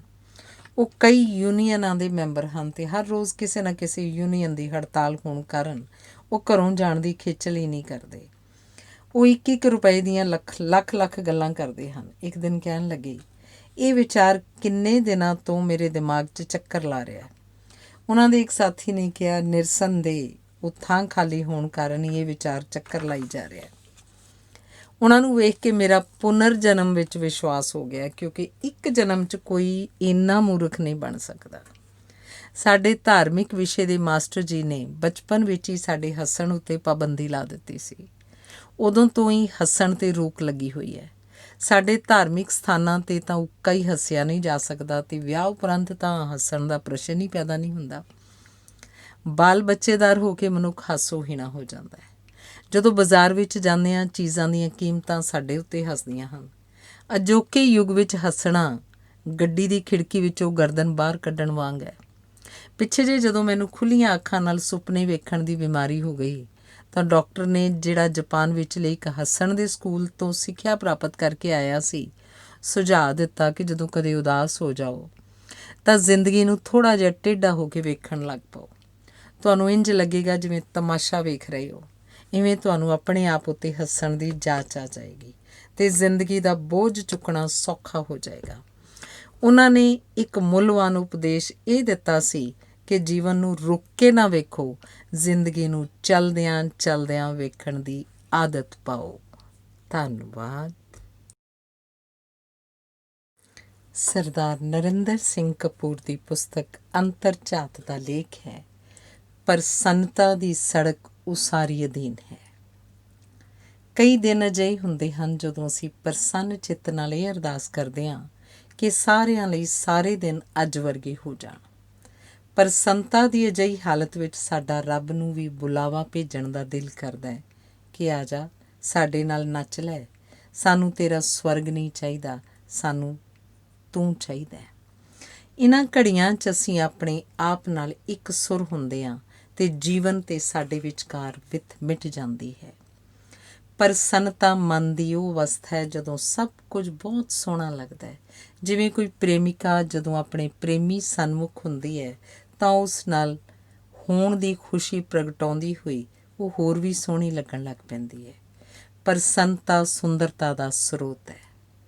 ਨਿਰਸੰਦੇਹ ਅਜਿਹੀਆਂ ਪ੍ਰਸੰਨ ਘੜੀਆਂ ਹਰ ਕਿਸੇ ਦੇ ਜੀਵਨ ਵਿੱਚ ਭਾਵੇਂ ਵਿਰਲੀਆਂ ਹੀ ਹੁੰਦੀਆਂ ਹਨ, ਪਰ ਇਹ ਹੁੰਦੀਆਂ ਹਰ ਕਿਸੇ ਦੇ ਜੀਵਨ ਵਿੱਚ ਹਨ। ਜਦੋਂ ਅਸੀਂ ਪ੍ਰਸੰਨ ਹੁੰਦੇ ਹਾਂ ਉਦੋਂ ਅਸੀਂ ਸਧਾਰਨ ਵਿਅਕਤੀ ਹੁੰਦੇ ਹਾਂ। ਕੁਦਰਤ ਦੀ ਸੁੰਦਰਤਾ ਉਹਦੇ ਸਧਾਰਨ ਤੇ ਸਰਲ ਹੋਣ ਵਿੱਚ ਹੈ। ਕੁਦਰਤ ਕਿਸੇ ਕੰਮ ਵਿੱਚ ਕਾਹਲੀ ਨਹੀਂ ਕਰਦੀ। ਕੁਦਰਤ ਕਿਸੇ ਵਰਤਾਰੇ ਦੇ ਵਿਸ਼ੇਸ਼ ਹੋਣ ਦਾ ਭਰਮ ਨਹੀਂ ਸਿਰਜਦੀ। ਪ੍ਰਸੰਨਤਾ ਜੀਵਨ ਦੀਆਂ ਆਮ ਹਾਲਤਾਂ ਨੂੰ ਮਾਣਨ ਵਿੱਚ ਹੈ। ਜੇ ਅਸੀਂ ਜ਼ਿੰਦਗੀ ਦੀਆਂ ਨਿੱਕੀਆਂ ਨਿੱਕੀਆਂ ਗੱਲਾਂ ਨਹੀਂ ਮਾਣ ਸਕਦੇ ਤਾਂ ਵੱਡੀਆਂ ਖੁਸ਼ੀਆਂ ਤੋਂ ਵੀ ਸਾਡਾ ਫਾਸਲਾ ਬਣਿਆ ਰਹੇਗਾ। ਆਪਣੇ ਆਪ ਨਾਲ ਇਮਾਨਦਾਰ, ਸੁਹਿਰਦ ਅਤੇ ਸੱਚੇ ਹੋਏ ਬਿਨਾਂ ਨਾ ਪ੍ਰਸੰਨ ਹੋਇਆ ਜਾ ਸਕਦਾ, ਨਾ ਹੀ ਸੰਤੁਸ਼ਟ। ਸਭ ਪ੍ਰਕਾਰ ਦੀ ਬੇਈਮਾਨੀ ਪ੍ਰਸੰਨਤਾ ਦੀ ਵਿਰੋਧੀ ਸ਼ਕਤੀ ਹੈ। ਬੇਈਮਾਨੀ ਨਾਲ ਅਸੀਂ ਧਨ ਕਮਾ ਸਕਦੇ ਹਾਂ, ਇਸ ਤੋਂ ਅੱਗੇ ਬੇਈਮਾਨੀ ਸਾਡਾ ਸਾਥ ਨਹੀਂ ਦੇ ਸਕਦੀ ਅਤੇ ਅਜਿਹੇ ਧਨ ਦੀ ਵੀ ਕੇਵਲ ਦੁਰਵਰਤੋਂ ਹੀ ਹੋ ਸਕਦੀ ਹੈ। ਮੇਰੇ ਇੱਕ ਜਾਣੂ ਹਨ। ਮੇਰਾ ਦੁਰਭਾਗ ਹੈ ਕਿ ਉਹ ਮੇਰੇ ਜਾਣੂ ਹਨ। ਉਹ ਮਸਾਲਿਆਂ ਵਿੱਚ ਮਿਲਾਵਟ ਕਰਦੇ ਹਨ। ਉਹਨਾਂ ਨੇ ਧਨ ਕਮਾ ਲਿਆ ਹੈ, ਪਰ ਉਹ ਆਪ ਕਹਿੰਦੇ ਹਨ ਕਿ ਮਨ ਉਚਾਟ ਰਹਿੰਦਾ ਹੈ, ਦਿਲ ਉਪਰਾਮ ਰਹਿੰਦਾ ਹੈ। ਉਹਨਾਂ ਦਾ ਸ਼ਿਕਵਾ ਹੈ ਕਿ ਜੀਵਨ ਵਿੱਚ ਕੋਈ ਖਾਲਸ ਪ੍ਰਸੰਨਤਾ ਨਹੀਂ ਮਿਲੀ। ਉਹ ਹਰ ਕਿਸੇ ਨੂੰ, ਆਪਣੀ ਸੰਤਾਨ ਨੂੰ ਵੀ ਸ਼ੱਕ ਦੀਆਂ ਨਜ਼ਰਾਂ ਨਾਲ ਵੇਖਦੇ ਹਨ। ਉਹਨਾਂ ਨੂੰ ਹਰ ਕੋਈ ਆਪਣਾ ਦੁਸ਼ਮਣ ਵਿਖਾਈ ਦਿੰਦਾ ਹੈ। ਉਹ ਹਰ ਕਿਸੇ ਨੂੰ ਬੇਈਮਾਨ ਸਿੱਧ ਕਰਦੇ ਹਨ। ਨਿਰਸੰਦੇਹ ਹਰ ਬੇਈਮਾਨ ਇਸ ਭੁਲੇਖੇ ਦਾ ਸ਼ਿਕਾਰ ਹੈ ਕਿ ਉਹ ਦੂਜਿਆਂ ਨਾਲੋਂ ਘੱਟ ਬੇਈਮਾਨ ਹੈ। ਪ੍ਰਸੰਨਤਾ ਵਿੱਚ ਮਿਲਾਵਟ ਸੰਭਵ ਨਹੀਂ, ਇਸੇ ਲਈ ਇਹ ਉਹਨਾਂ ਦੀ ਪਹੁੰਚ ਵਿੱਚ ਨਹੀਂ। ਸਾਰੇ ਧਰਮ ਕਹਿੰਦੇ ਹਨ ਕਿ ਦੁਸ਼ਮਣ ਨੂੰ ਪਿਆਰ ਕਰੋ। ਧਰਮ ਇਹ ਵੀ ਕਹਿੰਦੇ ਹਨ ਕਿ ਗੁਆਂਢੀ ਨੂੰ ਵੀ ਪਿਆਰ ਕਰੋ। ਆਮ ਕਰਕੇ ਗੁਆਂਢੀ ਹੀ ਦੁਸ਼ਮਣ ਹੁੰਦੇ ਹਨ। ਇਸੇ ਕਰਕੇ ਇੱਕੋ ਵੇਲੇ ਗੁਆਂਢੀ ਅਤੇ ਦੁਸ਼ਮਣ ਦੋਹਾਂ ਨੂੰ ਪਿਆਰ ਕਰਨਾ ਅਸੰਭਵ ਹੁੰਦਾ ਹੈ। ਜਦੋਂ ਮਨੁੱਖ ਨੇ ਦੁਖੀ ਅਤੇ ਨਿਰਾਸ਼ ਹੋਣਾ ਹੁੰਦਾ ਹੈ ਤਾਂ ਉਹ ਕਿਸੇ ਨਾ ਕਿਸੇ ਨੂੰ ਆਪਣਾ ਦੁਸ਼ਮਣ ਮਿੱਥ ਲੈਂਦਾ ਹੈ ਅਤੇ ਉਹਦਾ ਸਭ ਕੁਝ ਡਰ ਦੀ ਭਾਵਨਾ ਨਾਲ ਕੀਤਾ ਹੋਣ ਕਾਰਨ ਹਾਸੋਹੀਣਾ ਹੋ ਨਿਬੜਦਾ ਹੈ। ਇਹ ਨਿਸ਼ਚਿਤ ਹੈ ਕਿ ਜਦੋਂ ਤੁਸੀਂ ਜ਼ਿੰਦਗੀ ਦੇ ਵਿਰੋਧ ਵਿੱਚ ਵਿਚਰੋਗੇ ਤਾਂ ਕੋਈ ਨਾ ਕੋਈ ਵਰਤਾਰਾ ਉਸ ਵਿਰੋਧ ਦਾ ਵਿਰੋਧ ਕਰਨ ਲਈ ਉੱਭਰ ਪਏਗਾ। ਜੇ ਤੁਸੀਂ ਸਰੀਰ ਦੀ ਦੁਰਵਰਤੋਂ ਕਰੋਗੇ ਤਾਂ ਕੋਈ ਨਾ ਕੋਈ ਰੋਗ ਉਸ ਦੁਰਵਰਤੋਂ ਦਾ ਵਿਰੋਧ ਕਰੇਗਾ। ਅਜੋਕੇ ਯੁੱਗ ਵਿੱਚ ਮਨੁੱਖ ਦੇ ਬਾਹਰੀ ਸੰਸਾਰ ਵਿੱਚ ਵੱਡੀਆਂ ਤਬਦੀਲੀਆਂ ਵਾਪਰੀਆਂ ਹਨ, ਪਰ ਉਹਦਾ ਅੰਦਰਲਾ ਹੋਰ ਸੁੰਗੜ ਗਿਆ ਹੈ। ਉਹਨੇ ਆਪਣੇ ਆਲੇ ਦੁਆਲੇ ਵਸਤਾਂ ਦੇ ਅੰਬਾਰ ਲਾ ਲਏ ਹਨ, ਪਰ ਉਹਦਾ ਅੰਦਰਲਾ ਪਹਿਲੇ ਨਾਲੋਂ ਵੀ ਵਧੇਰੇ ਖੋਖਲਾ ਹੋ ਗਿਆ। ਹਰ ਸੁੱਖ ਸੁਆਦ ਇੱਕ ਸੀਮਾ ਤੋਂ ਅੱਗੇ ਬਿਮਾਰੀ ਦਾ ਰੂਪ ਧਾਰ ਲੈਂਦਾ ਹੈ। ਹਰ ਬਿਮਾਰੀ ਸਾਡੇ ਭਰੋਸੇ ਨੂੰ ਡੇਗਦੀ ਅਤੇ ਸਾਡੇ ਡਰ ਨੂੰ ਵਧਾਉਂਦੀ ਹੈ। ਜਦੋਂ ਤੁਸੀਂ ਅਰੋਗ ਹੁੰਦੇ ਹੋ ਤਾਂ ਤੁਸੀਂ ਡਰ ਤੋਂ ਵੀ ਮੁਕਤ ਹੁੰਦੇ ਹੋ। ਇਸੇ ਕਰਕੇ ਕਹਿੰਦੇ ਹਨ ਕਿ ਤੁਸੀਂ ਆਪਣੇ ਡਰ ਦੂਰ ਕਰ ਦਿਓ, ਜੋ ਬਾਕੀ ਰਹਿ ਜਾਏਗਾ ਉਹ ਸਵੈ ਵਿਸ਼ਵਾਸ ਹੋਏਗਾ। ਤੁਸੀਂ ਈਰਖਾ ਅਤੇ ਸਾੜਾ ਤਿਆਗ ਦਿਓ, ਜੋ ਬਾਕੀ ਬਚ ਜਾਏਗਾ ਉਹ ਪ੍ਰਸੰਨਤਾ ਹੋਏਗੀ। ਜਦੋਂ ਤੁਸੀਂ ਪ੍ਰਸੰਨ ਹੋਵੋਗੇ ਉਦੋਂ ਤੁਹਾਨੂੰ ਆਪਣੇ ਗੁਆਂਢੀ ਦੁਸ਼ਮਣ ਨਹੀਂ ਸਹਿਯੋਗੀ ਪ੍ਰਤੀਤ ਹੋਣਗੇ। ਪੌੜੀ ਉੱਤੇ ਚੜ੍ਹਨ ਅਤੇ ਥੱਲੇ ਉਤਰਨ ਦੋਹਾਂ ਕੰਮਾਂ ਲਈ ਵਰਤੀ ਜਾਂਦੀ ਹੈ। ਇਵੇਂ ਹੀ ਗਿਆਨ ਅਤੇ ਅਹੁਦੇ ਦੀ ਵਰਤੋਂ ਚੰਗੇ ਅਤੇ ਮਾੜੇ ਦੋਹਾਂ ਉਦੇਸ਼ਾਂ ਲਈ ਕੀਤੀ ਜਾਂਦੀ ਹੈ। ਜਦੋਂ ਅਸੀਂ ਕਿਸੇ ਵੱਡੇ ਅਹੁਦੇ 'ਤੇ ਲੱਗਦੇ ਹਾਂ ਤਾਂ ਸਾਡੇ ਗੁਣਾਂ ਦੇ ਨਾਲ ਨਾਲ ਸਾਡੇ ਔਗੁਣ ਵੀ ਵਧੇਰੇ ਪ੍ਰਤੱਖ ਵਿਖਾਈ ਦੇਣ ਲੱਗ ਪੈਂਦੇ ਹਨ। ਅਸੀਂ ਯਤਨ ਕਰਦੇ ਹਾਂ ਕਿ ਲੋਕ ਸਾਡੇ ਗੁਣ ਹੀ ਵੇਖਣ, ਪਰ ਲੋਕਾਂ ਨੂੰ ਆਦਤ ਹੁੰਦੀ ਹੈ ਕਿ ਉਹ ਕੇਵਲ ਔਗੁਣ ਹੀ ਵੇਖਦੇ ਹਨ। ਇਹੀ ਕਾਰਨ ਹੈ ਕਿ ਆਪਸੀ ਸਤਿਕਾਰ ਦੇ ਰਿਸ਼ਤੇ ਵਿਰੋਧ, ਈਰਖਾ ਅਤੇ ਸਾੜੇ ਦੇ ਰਿਸ਼ਤੇ ਹੋ ਨਿਬੜਦੇ ਹਨ। ਸਮਝਣ ਵਿੱਚ ਮੁਸ਼ਕਿਲ ਨਹੀਂ ਹੋਣੀ ਚਾਹੀਦੀ ਕਿ ਸਾਡੇ ਰਿਸ਼ਤਿਆਂ ਵਿੱਚੋਂ ਆਦਰ ਅਤੇ ਨਿੱਘ ਕਿਉਂ ਲੋਪ ਹੋ ਗਏ ਹਨ। ਹੁਣ ਕਿਸੇ ਨੂੰ ਵੀ ਪ੍ਰਸੰਨ ਚਿੱਤ ਹੋ ਕੇ ਮਿਲਣਾ ਬੜਾ ਮੁਸ਼ਕਿਲ ਹੋ ਗਿਆ। ਜਿਵੇਂ ਗੁਰੂ ਦਾ ਕੋਈ ਧਰਮ ਨਹੀਂ ਹੁੰਦਾ, ਗੁਰੂ ਆਪਣੇ ਆਪ ਵਿੱਚ ਧਰਮ ਹੁੰਦਾ ਹੈ, ਉਵੇਂ ਜੀਵਨ ਦੀ ਕੋਈ ਮੰਜ਼ਿਲ ਨਹੀਂ ਹੁੰਦੀ। ਜੀਵਨ ਆਪਣੇ ਆਪ ਵਿੱਚ ਇੱਕ ਮੰਜ਼ਿਲ ਹੈ। ਇਹ ਮਨੁੱਖ ਦਾ ਦੁਰਭਾਗ ਹੈ ਕਿ ਉਹ ਜੀਵਨ ਦੇ ਮੁਕਾਬਲੇ ਕਿਸੇ ਆਦਰਸ਼ ਨੂੰ ਵਧੇਰੇ ਮਹੱਤਵ ਪ੍ਰਦਾਨ ਕਰਕੇ ਪ੍ਰਸੰਨਤਾ ਵੱਲ ਪਿੱਠ ਕਰਕੇ ਖਲੋ ਜਾਂਦਾ ਹੈ। ਆਦਰਸ਼ ਭਾਵੇਂ ਕੋਈ ਵੀ ਹੋਣ, ਆਦਰਸ਼ ਜੀਵਨ ਦੇ ਸੇਵਕ ਹਨ, ਮਾਲਕ ਨਹੀਂ। ਆਦਰਸ਼ਾਂ ਨਾਲ ਅਸੀਂ ਆਪਣਾ ਜੀਵਨ ਉਚਿਆਉਣਾ ਹੁੰਦਾ ਹੈ। ਆਦਰਸ਼ਾਂ ਨਾਲ ਜੀਵਨ ਨੂੰ ਟੋਇਆਂ ਦਾਇਰਿਆਂ ਵਿੱਚ ਵੰਡਣਾ ਨਹੀਂ ਹੁੰਦਾ।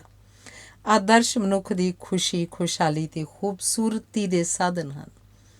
ਕੋਈ ਵੀ ਆਦਰਸ਼ ਓਨਾ ਚਿਰ ਸਤਿਕਾਰਯੋਗ ਨਹੀਂ ਹੁੰਦਾ ਜਦੋਂ ਤੱਕ ਉਹ ਹਰ ਮਨੁੱਖ ਲਈ ਜੀਵਨ ਮਾਨਣ ਦਾ ਸਾਧਨ ਨਹੀਂ ਬਣਦਾ। ਸਰਬ ਸਾਂਝੇ ਆਦਰਸ਼ ਸਾਡੀਆਂ ਦੁਚਿੱਤੀਆਂ ਨੂੰ ਦੂਰ ਕਰਦੇ ਹਨ। ਇਹ ਸਾਨੂੰ ਜੀਵਨ ਦਾ ਮਨੋਰਥ ਦੱਸਦੇ ਹਨ, ਜਿਨ੍ਹਾਂ ਦੀ ਪੂਰਤੀ ਲਈ ਅਸੀਂ ਉੱਦਮ ਕਰਦੇ ਹਾਂ। ਇਸ ਉੱਦਮ ਵਿੱਚੋਂ ਜੀਵਨ ਦੀ ਤਸੱਲੀ ਅਤੇ ਪ੍ਰਸੰਨਤਾ ਪ੍ਰਾਪਤ ਹੁੰਦੀ ਹੈ। ਗਿਆਨ ਵਾਂਗ ਆਦਰਸ਼ ਦੀ ਵੀ ਚੰਗੀ ਅਤੇ ਮਾੜੀ ਦੋਵੇਂ ਪ੍ਰਕਾਰ ਦੀ ਵਰਤੋਂ ਕੀਤੀ ਜਾਂਦੀ ਹੈ। ਹਿੰਸਾਵਾਦੀ ਜਥੇਬੰਦੀਆਂ ਕੋਈ ਆਦਰਸ਼ ਮਿਥਕੇ ਹੀ ਹਿੰਸਾ ਕਰਦੀਆਂ ਹਨ ਅਤੇ ਆਪਣੇ ਆਦਰਸ਼ ਦੀ ਰੋਸ਼ਨੀ ਵਿੱਚ ਉਹ ਆਪਣੇ ਵੱਲੋਂ ਕੀਤੀਆਂ ਜਾਂਦੀਆਂ ਮਰਨ ਮਾਰਨ ਦੀਆਂ ਕਾਰਵਾਈਆਂ ਨੂੰ ਆਪਣੇ ਆਦਰਸ਼ ਲਈ ਕੀਤੀਆਂ ਜਾਂਦੀਆਂ ਕੁਰਬਾਨੀਆਂ ਅਤੇ ਸ਼ਹੀਦੀਆਂ ਦੱਸਦੀਆਂ ਹਨ। ਪਰਉਪਕਾਰ, ਲੋਕ ਸੇਵਾ, ਸਮਾਜ ਸੁਧਾਰ, ਦੇਸ਼ ਭਗਤੀ, ਧਰਮ ਰੱਖਿਆ ਆਦਿ ਉਹਨਾਂ ਲੋਕਾਂ ਦੇ ਆਦਰਸ਼ ਹੁੰਦੇ ਹਨ ਜਿਹੜੇ ਕਹਿਣ ਭਾਵੇਂ ਕੁਝ, ਉਹ ਲੋਕਾਂ ਉੱਤੇ ਰਾਜ ਕਰਨ ਦੀ ਇੱਛਾ ਤੋਂ ਪ੍ਰੇਰਿਤ ਹੁੰਦੇ ਹਨ। ਅਜਿਹੇ ਲੋਕ ਆਪਣੇ ਆਪ ਉੱਤੇ ਜਿੱਤ ਪ੍ਰਾਪਤ ਕਰਨ ਦੀ ਥਾਂ ਦੂਜਿਆਂ ਨੂੰ ਹਰਾਉਣ ਦਾ ਬੀੜਾ ਚੁੱਕਦੇ ਹਨ। ਅਜਿਹੇ ਵਿਅਕਤੀ ਪ੍ਰਸੰਨਤਾ ਦੇ ਵਿਰੋਧੀ ਹੁੰਦੇ ਹਨ। ਹਰ ਸਮਾਜ ਵਿੱਚ ਇਵੇਂ ਹੀ ਵਾਪਰ ਰਿਹਾ ਹੈ। ਹਰ ਸਮਾਜ ਵਿੱਚ ਦੋਸ਼ ਹਨ, ਕੋਈ ਵੀ ਸਮਾਜ ਦੋਸ਼ ਰਹਿਤ ਨਹੀਂ ਹੈ।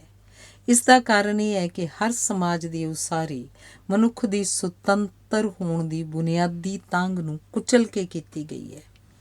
ਹਰ ਸਮਾਜ ਦਾ ਇਹ ਲੱਛਣ ਹੈ ਕਿ ਪਹਿਲਾਂ ਇਹ ਕੁਰੀਤੀਆਂ ਉਪਜਾਉਂਦਾ ਹੈ ਅਤੇ ਜਾਤ ਪਾਤ ਵਾਂਗ ਉਹਨਾਂ ਦੀਆਂ ਜੜ੍ਹਾਂ ਪੱਕੀਆਂ ਕਰਦਾ ਹੈ ਅਤੇ ਫਿਰ ਉਹਨਾਂ ਹੀ ਕੁਰੀਤੀਆਂ ਨੂੰ ਦੂਰ ਕਰਨ ਲਈ ਵਿਚਾਰਧਾਰਾਵਾਂ, ਸਿਧਾਂਤ, ਜਥੇਬੰਦੀਆਂ ਆਦਿ ਉਸਾਰਦਾ ਹੈ। ਕੋਈ ਵੀ ਮਹਾਂਪੁਰਸ਼ ਆਪ ਕੋਈ ਸਿਧਾਂਤ ਨਹੀਂ ਸਿਰਜਦਾ। ਹਰ ਮਹਾਂਪੁਰਸ਼ ਸਧਾਰਨ ਵਿਅਕਤੀ ਵਾਂਗ ਵਿਚਰਿਆ ਹੈ, ਪਰ ਸਵਾਰਥ ਨਾਲ ਪ੍ਰੇਰੇ ਹੋਏ ਉਹਨਾਂ ਦੇ ਪੈਰੋਕਾਰ ਉਹਨਾਂ ਦੇ ਨਾਂ ਤੇ ਸਿਧਾਂਤ ਅਤੇ ਧਰਮ ਉਸਾਰਦੇ ਹਨ ਅਤੇ ਸਧਾਰਨ ਲੋਕਾਂ ਨੂੰ ਉਹਨਾਂ ਨਾਲ ਬੰਨ੍ਹਦੇ ਤੇ ਕੱਸਦੇ ਹਨ। ਇਵੇਂ ਦੋਸ਼ਪੂਰਨ ਸਮਾਜ ਵਿੱਚ ਸਧਾਰਨ ਵਿਅਕਤੀ ਵੀ ਦੋਸ਼ਪੂਰਨ ਹੋ ਜਾਂਦਾ ਹੈ।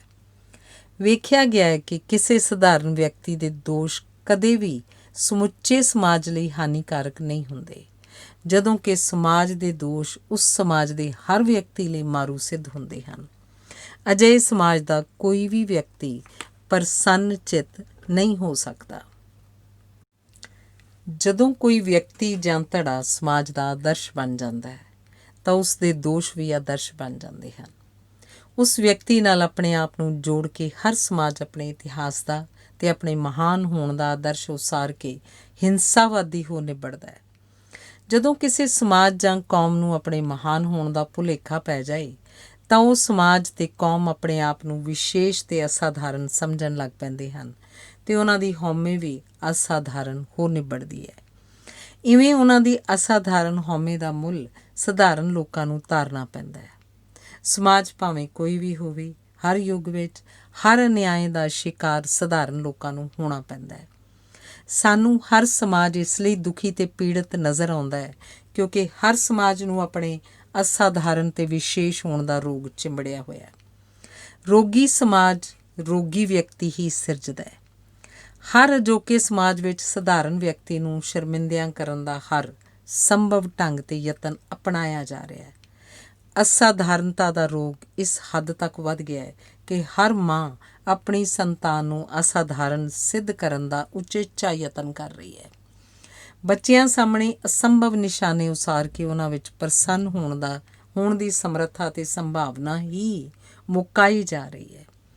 ਕੀ ਆਦਰਸ਼ ਨਹੀਂ ਹੋਣੇ ਚਾਹੀਦੇ? ਹੋਣੇ ਚਾਹੀਦੇ ਹੈ, ਪਰ ਇਹ ਕਿਸੇ ਹੋਰ ਮਨੋਰਥ ਲਈ ਸਾਧਨ ਨਹੀਂ ਹੋਣੇ ਚਾਹੀਦੇ।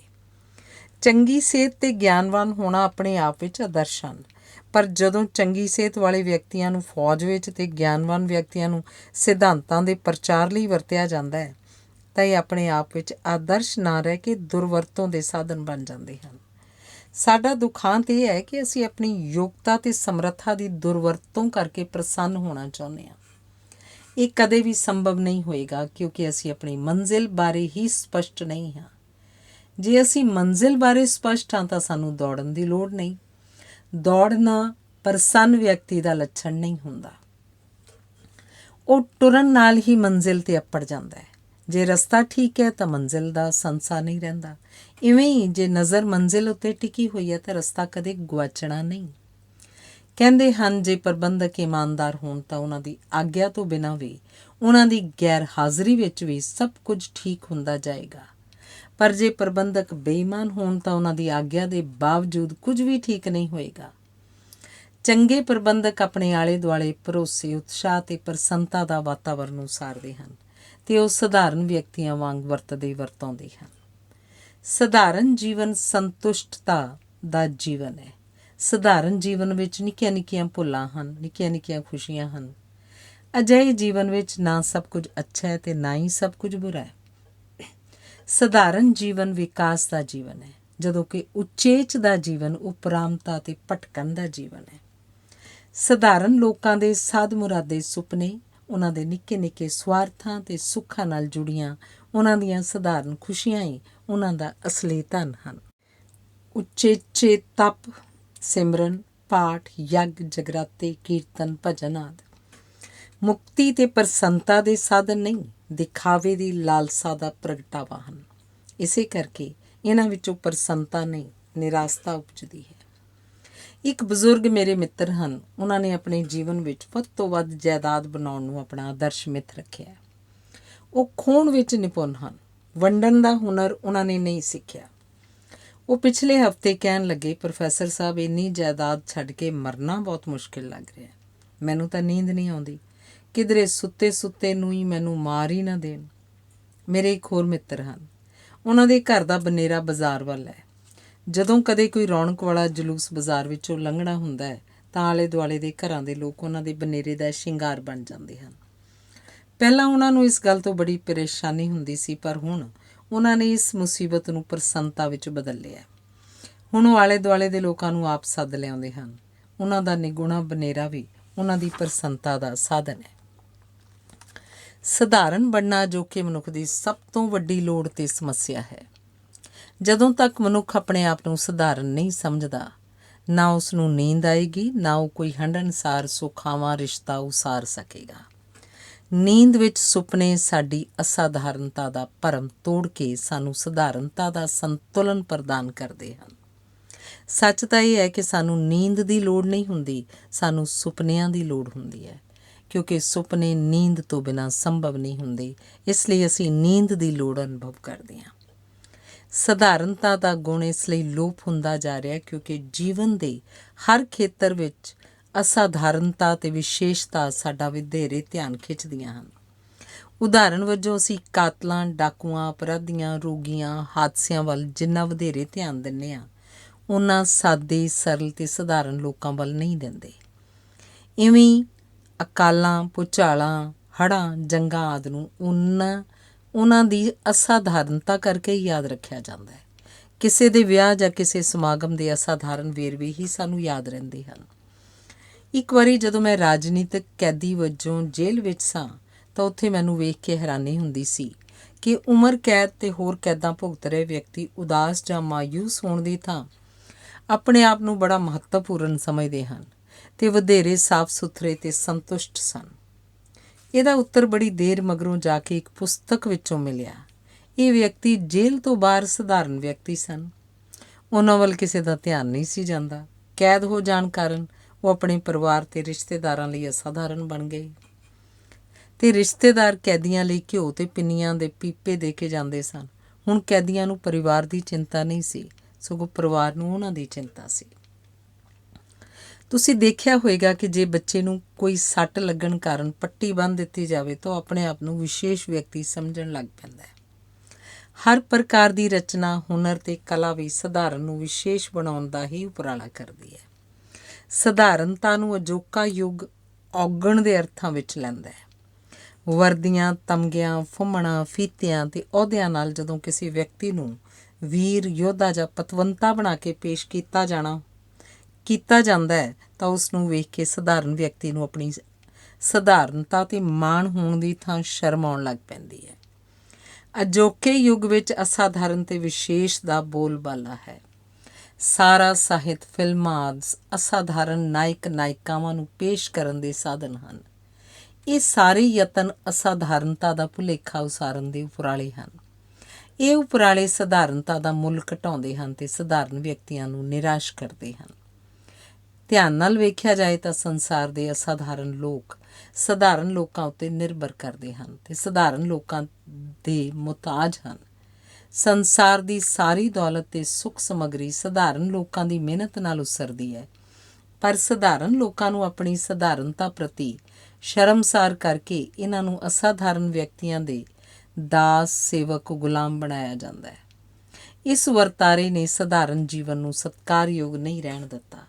ਸੰਸਾਰ ਦੀ 3/4 ਨਾਲੋਂ ਵੀ ਵਧੇਰੇ ਵਸੋਂ ਸਧਾਰਨ ਲੋਕਾਂ ਦੀ ਹੈ, ਪਰ ਇੰਨੀ ਵੱਡੀ ਜਨਸੰਖਿਆ ਦਾ ਗੌਰਵਹੀਨ ਹੋਣਾ ਨਿਰਾਸ਼ਤਾ ਦਾ ਵਾਤਾਵਰਨ ਹੀ ਸਿਰਜ ਰਿਹਾ ਹੈ।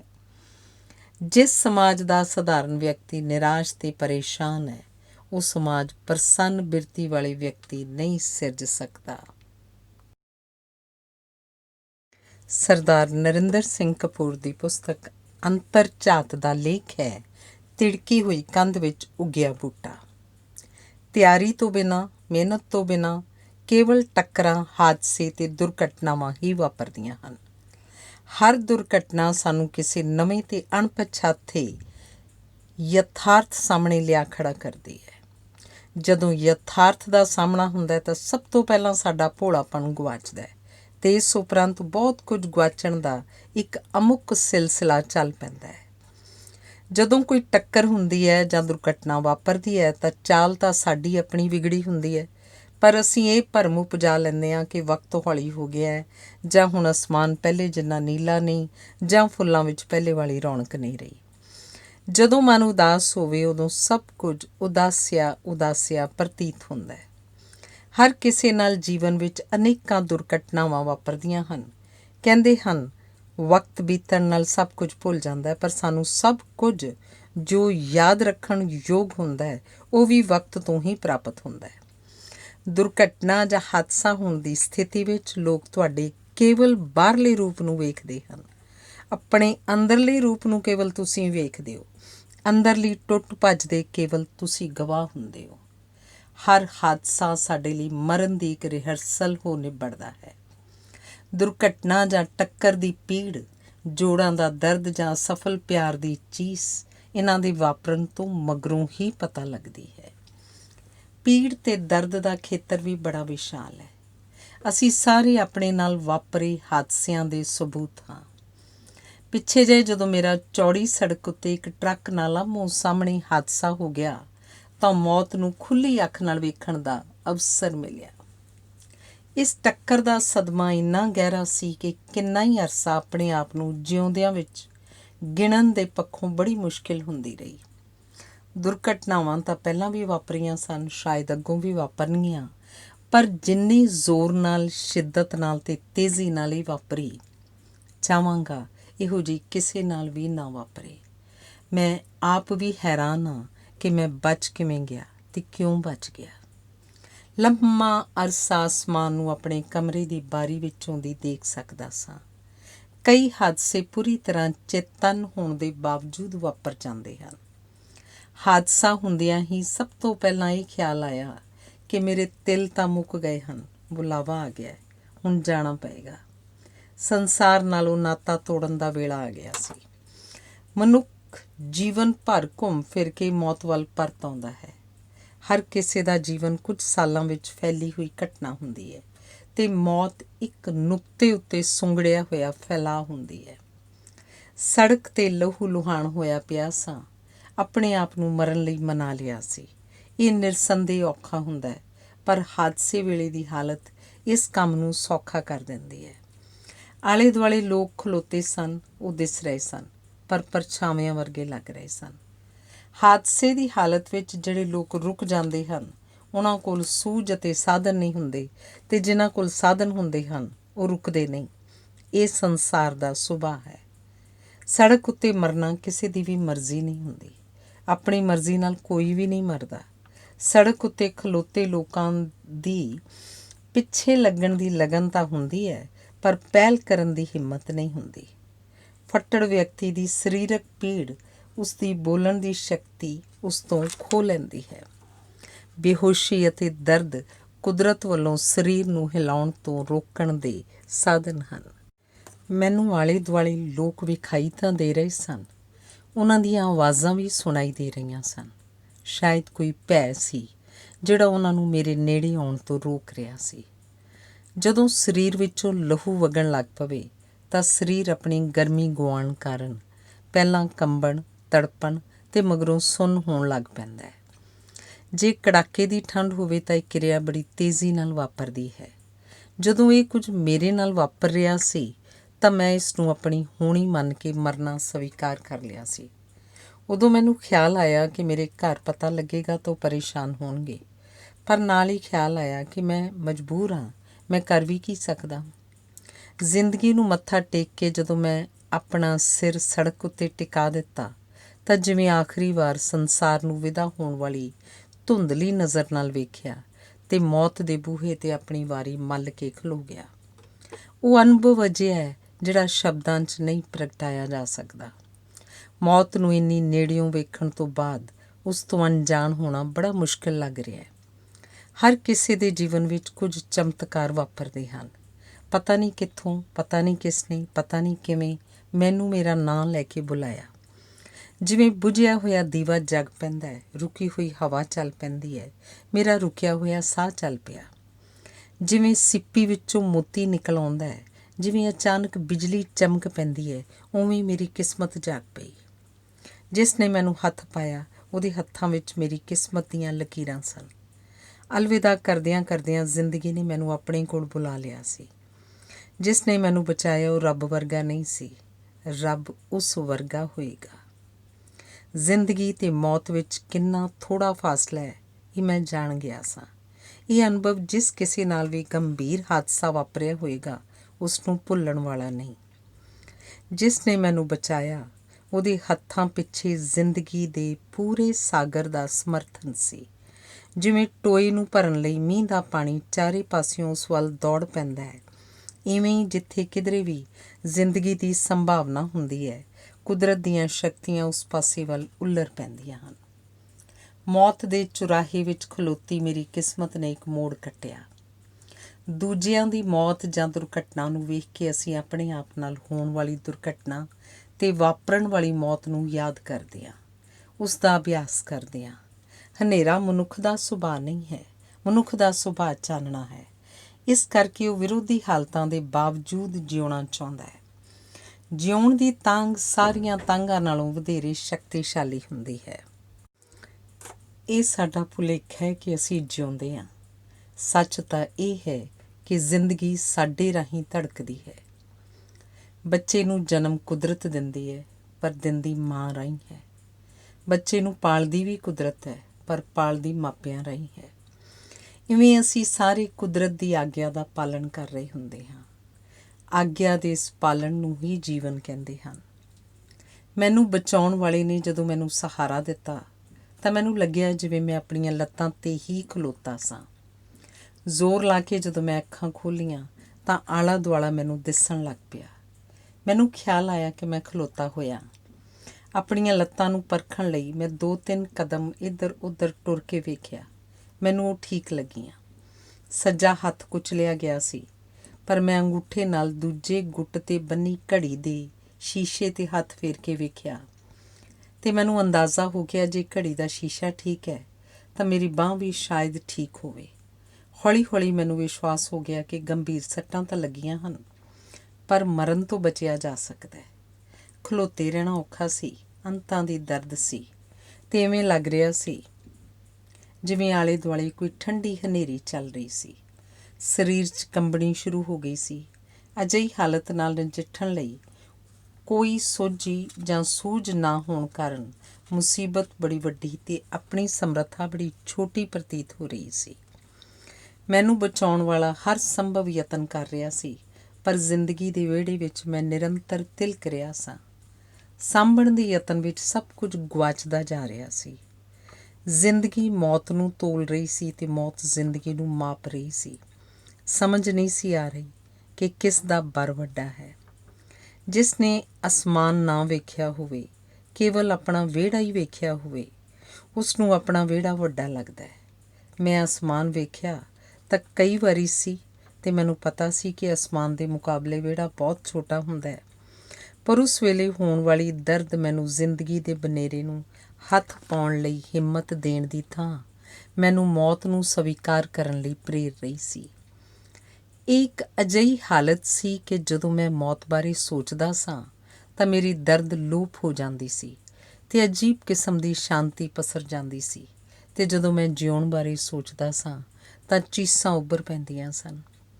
ਮੈਨੂੰ ਪ੍ਰਤੀਤ ਹੁੰਦਾ ਹੈ ਕਿ ਹਰ ਇੱਕ ਗੰਭੀਰ ਫੱਟੜ ਨੂੰ ਇਸ ਦੁਚਿੱਤੀ ਵਿੱਚੋਂ ਲੰਘਣਾ ਪੈਂਦਾ ਹੈ ਅਤੇ ਕਈ ਵਾਰੀ ਅਸੀਂ ਆਪਣੀ ਸਹਿਮਤੀ ਮੌਤ ਦੇ ਪੱਖ ਵਿੱਚ ਪ੍ਰਗਟਾ ਦਿੰਦੇ ਹਾਂ ਅਤੇ ਮੌਤ ਸਾਨੂੰ ਸਵੀਕਾਰ ਕਰ ਲੈਂਦੀ ਹੈ। ਇਹ ਸਭ ਕੁਝ ਥੋੜ੍ਹੇ ਮਿੰਟਾਂ ਦੇ ਵਿਚਕਾਰ ਵਾਪਰਦਾ ਹੈ, ਪਰ ਜਿਨ੍ਹਾਂ ਨਾਲ ਵਾਪਰਦਾ ਹੈ ਉਹਨਾਂ ਨੂੰ ਵਕਤ ਦੀ ਨਵੀਂ ਸੋਝੀ ਪ੍ਰਾਪਤ ਹੁੰਦੀ ਹੈ। ਕਈ ਵਾਰੀ ਮਰੀਜ਼ ਨੂੰ ਉਸਦੀ ਅੰਦਰਲੀ ਗਵਾਹੀ ਤੋਂ ਪਤਾ ਲੱਗ ਜਾਂਦਾ ਹੈ ਕਿ ਉਹਦੇ ਸਾਹ ਥੋੜ੍ਹੇ ਹੁੰਦੇ ਜਾ ਰਹੇ ਹਨ। ਇਵੇਂ ਉਸਦਾ ਜ਼ਿੰਦਗੀ ਤੋਂ ਹੌਲੀ ਹੌਲੀ ਵਿਸ਼ਵਾਸ ਉੱਠ ਜਾਂਦਾ ਹੈ। ਇਹ ਜ਼ਿੰਦਗੀ ਮੌਤ ਦੀ ਵਿਚਕਾਰਲੀ ਅਵਸਥਾ ਹੁੰਦੀ ਹੈ। ਤੁਸੀਂ ਵੇਖਿਆ ਹੋਵੇਗਾ ਕਿ ਜਦੋਂ ਕੋਈ ਘੜੀ ਖਰਾਬ ਹੁੰਦੀ ਹੈ ਤਾਂ ਉਸਦੀਆਂ ਮਿੰਟਾਂ ਸਕਿੰਟਾਂ ਦੀਆਂ ਸੂਈਆਂ ਬੇਮੁਹਾਰ ਹੋ ਜਾਂਦੀਆਂ ਹਨ। ਨੁਕਸ ਸੂਈਆਂ ਵਿੱਚ ਨਹੀਂ, ਘੜੀ 'ਚ ਹੁੰਦਾ ਹੈ।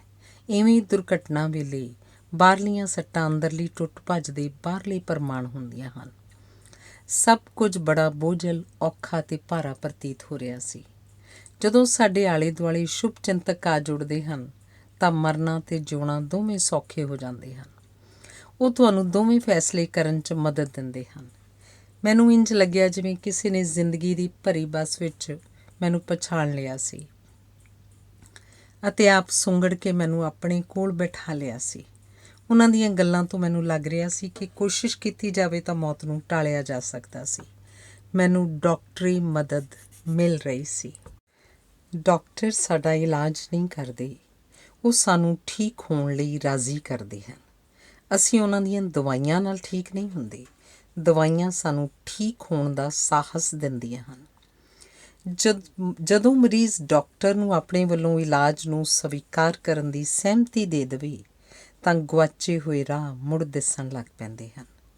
ਜਦੋਂ ਕੋਈ ਵੀ ਰਾਹ ਵਿਖਾਈ ਨਾ ਦੇਵੇ ਤਾਂ ਜਿਹੜਾ ਤੁਹਾਡੇ ਪੈਰਾਂ ਥੱਲੇ ਹੁੰਦਾ ਹੈ ਉਹੀ ਠੀਕ ਰਾਹ ਹੁੰਦਾ ਹੈ। ਸਭ ਰਾਹ ਇੱਕ ਦੂਜੇ ਨਾਲ ਜੁੜੇ ਹੋਏ ਹਨ। ਛੋਟੀਆਂ ਸੜਕਾਂ ਵੱਡੀਆਂ ਸੜਕਾਂ ਨਾਲ ਜੁੜੀਆਂ ਹੋਈਆਂ ਹਨ। ਨਿੱਕੇ ਨਿੱਕੇ ਨਾਲੇ ਚਲਦੇ ਚਲਦੇ ਦਰਿਆ ਬਣ ਜਾਂਦੇ ਹਨ। ਮਨੁੱਖ ਦੀ ਕੋਈ ਵੀ ਇੱਛਾ ਪੂਰੀ ਤਰ੍ਹਾਂ ਪੂਰੀ ਨਹੀਂ ਹੁੰਦੀ।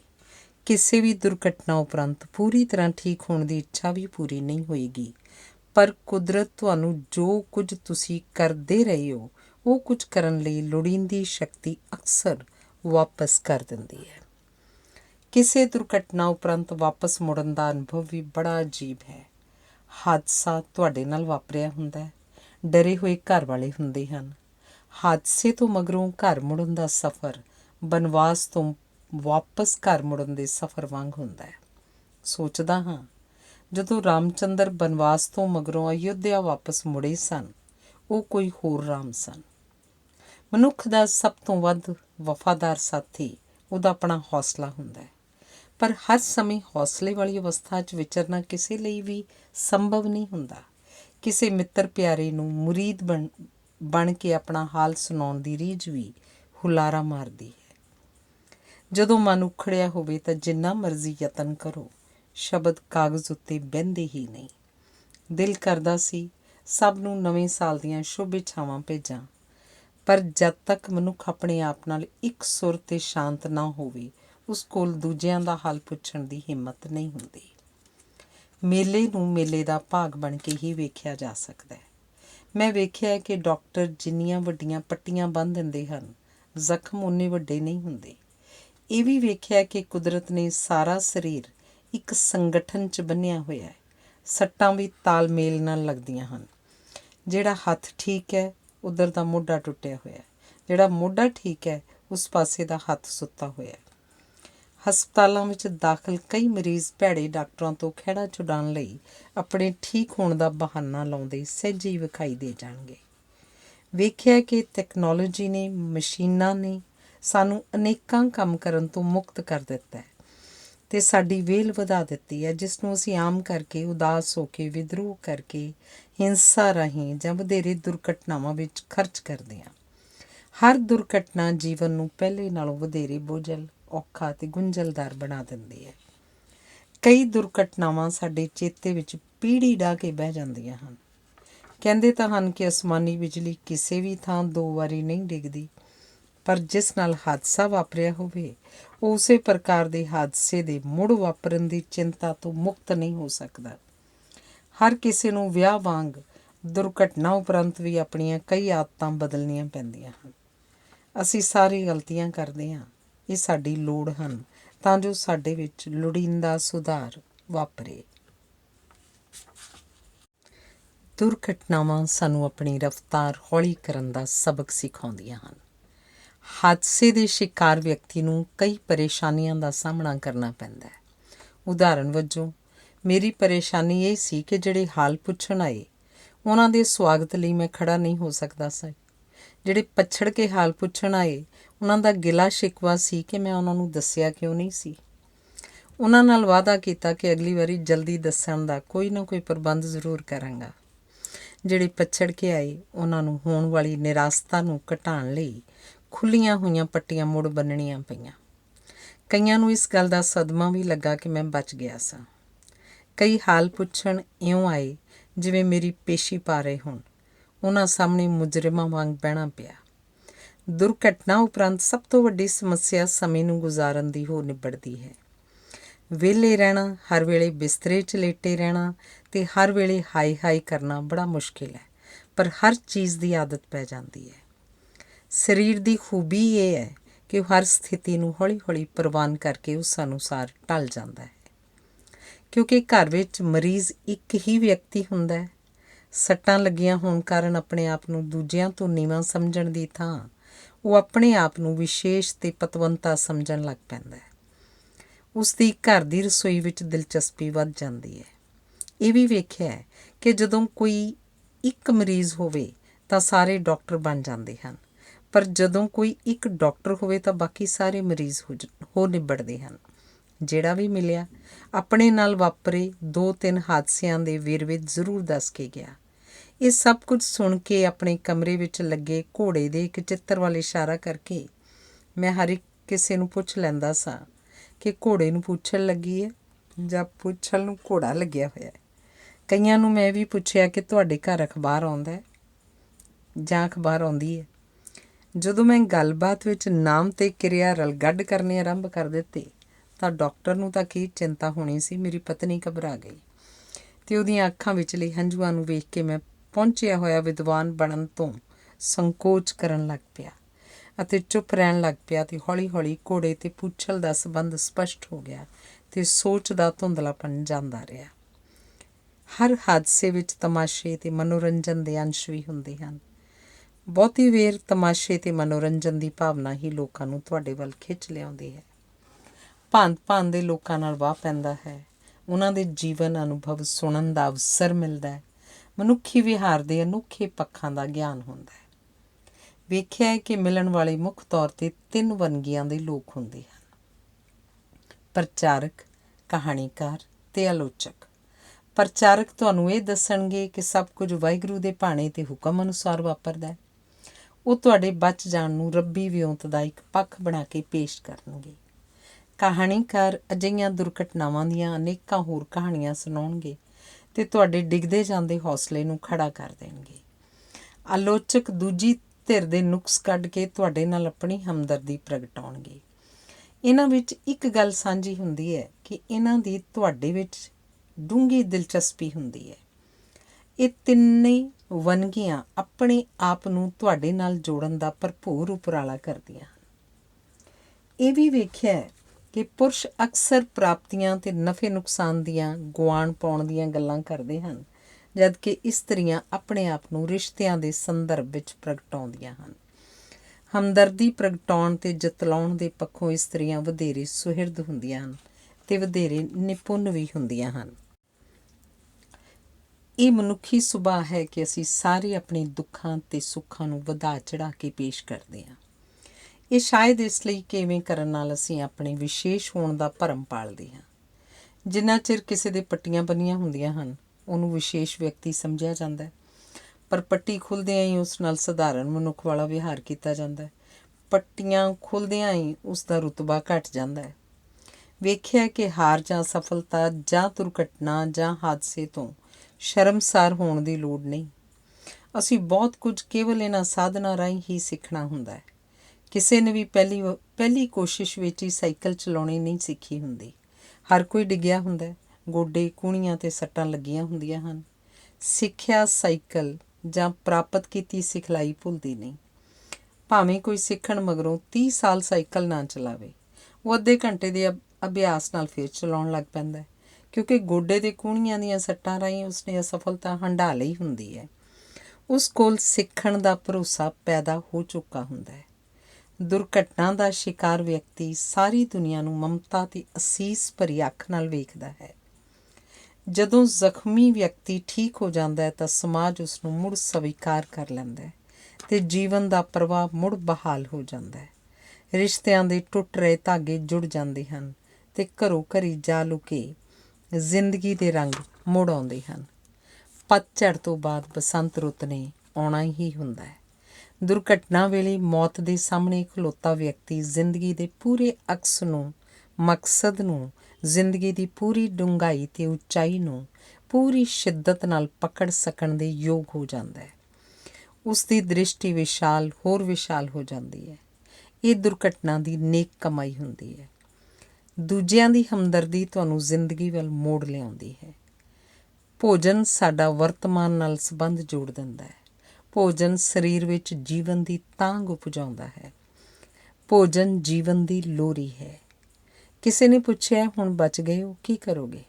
ਮੇਰਾ ਉੱਤਰ ਹੈ, ਬਾਕੀ ਦਾ ਜੀਵਨ ਜਿਸ ਨੇ ਬਚਾਇਆ ਉਹਦਾ ਅਤੇ ਜਿਸ ਸੰਸਾਰ ਵਿੱਚ ਉਹ ਰਹਿੰਦਾ ਹੈ ਉਸ ਸੰਸਾਰ ਦਾ ਧੰਨਵਾਦ ਕਰਨ ਦੇ ਯੋਗ ਹੋਣ ਵਿੱਚ ਗੁਜ਼ਾਰਾਂਗਾ। ਲੰਮਾ ਅਰਸਾ ਜਿਸ ਬਾਰੀ ਵਿੱਚੋਂ ਅਸਮਾਨ ਵੇਖਦਾ ਰਿਹਾ, ਉਸੇ ਬਾਰੀ ਵਿੱਚੋਂ ਦਿਖਾਈ ਦਿੰਦੀ ਤਿੜਕੀ ਹੋਈ ਕੰਧ ਵਿੱਚ ਇੱਕ ਬੂਟਾ ਉੱਗ ਰਿਹਾ ਹੈ। ਉਸ ਵਿੱਚੋਂ ਨਿਕਲਿਆ ਪਹਿਲਾ ਪੱਤਾ ਮੈਨੂੰ ਜ਼ਿੰਦਗੀ ਦਾ ਇੱਕ ਵੱਡਾ ਭੇਤ ਸਮਝਾਉਂਦਾ ਰਿਹਾ ਹੈ।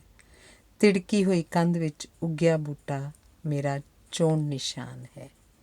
ਧੰਨਵਾਦ।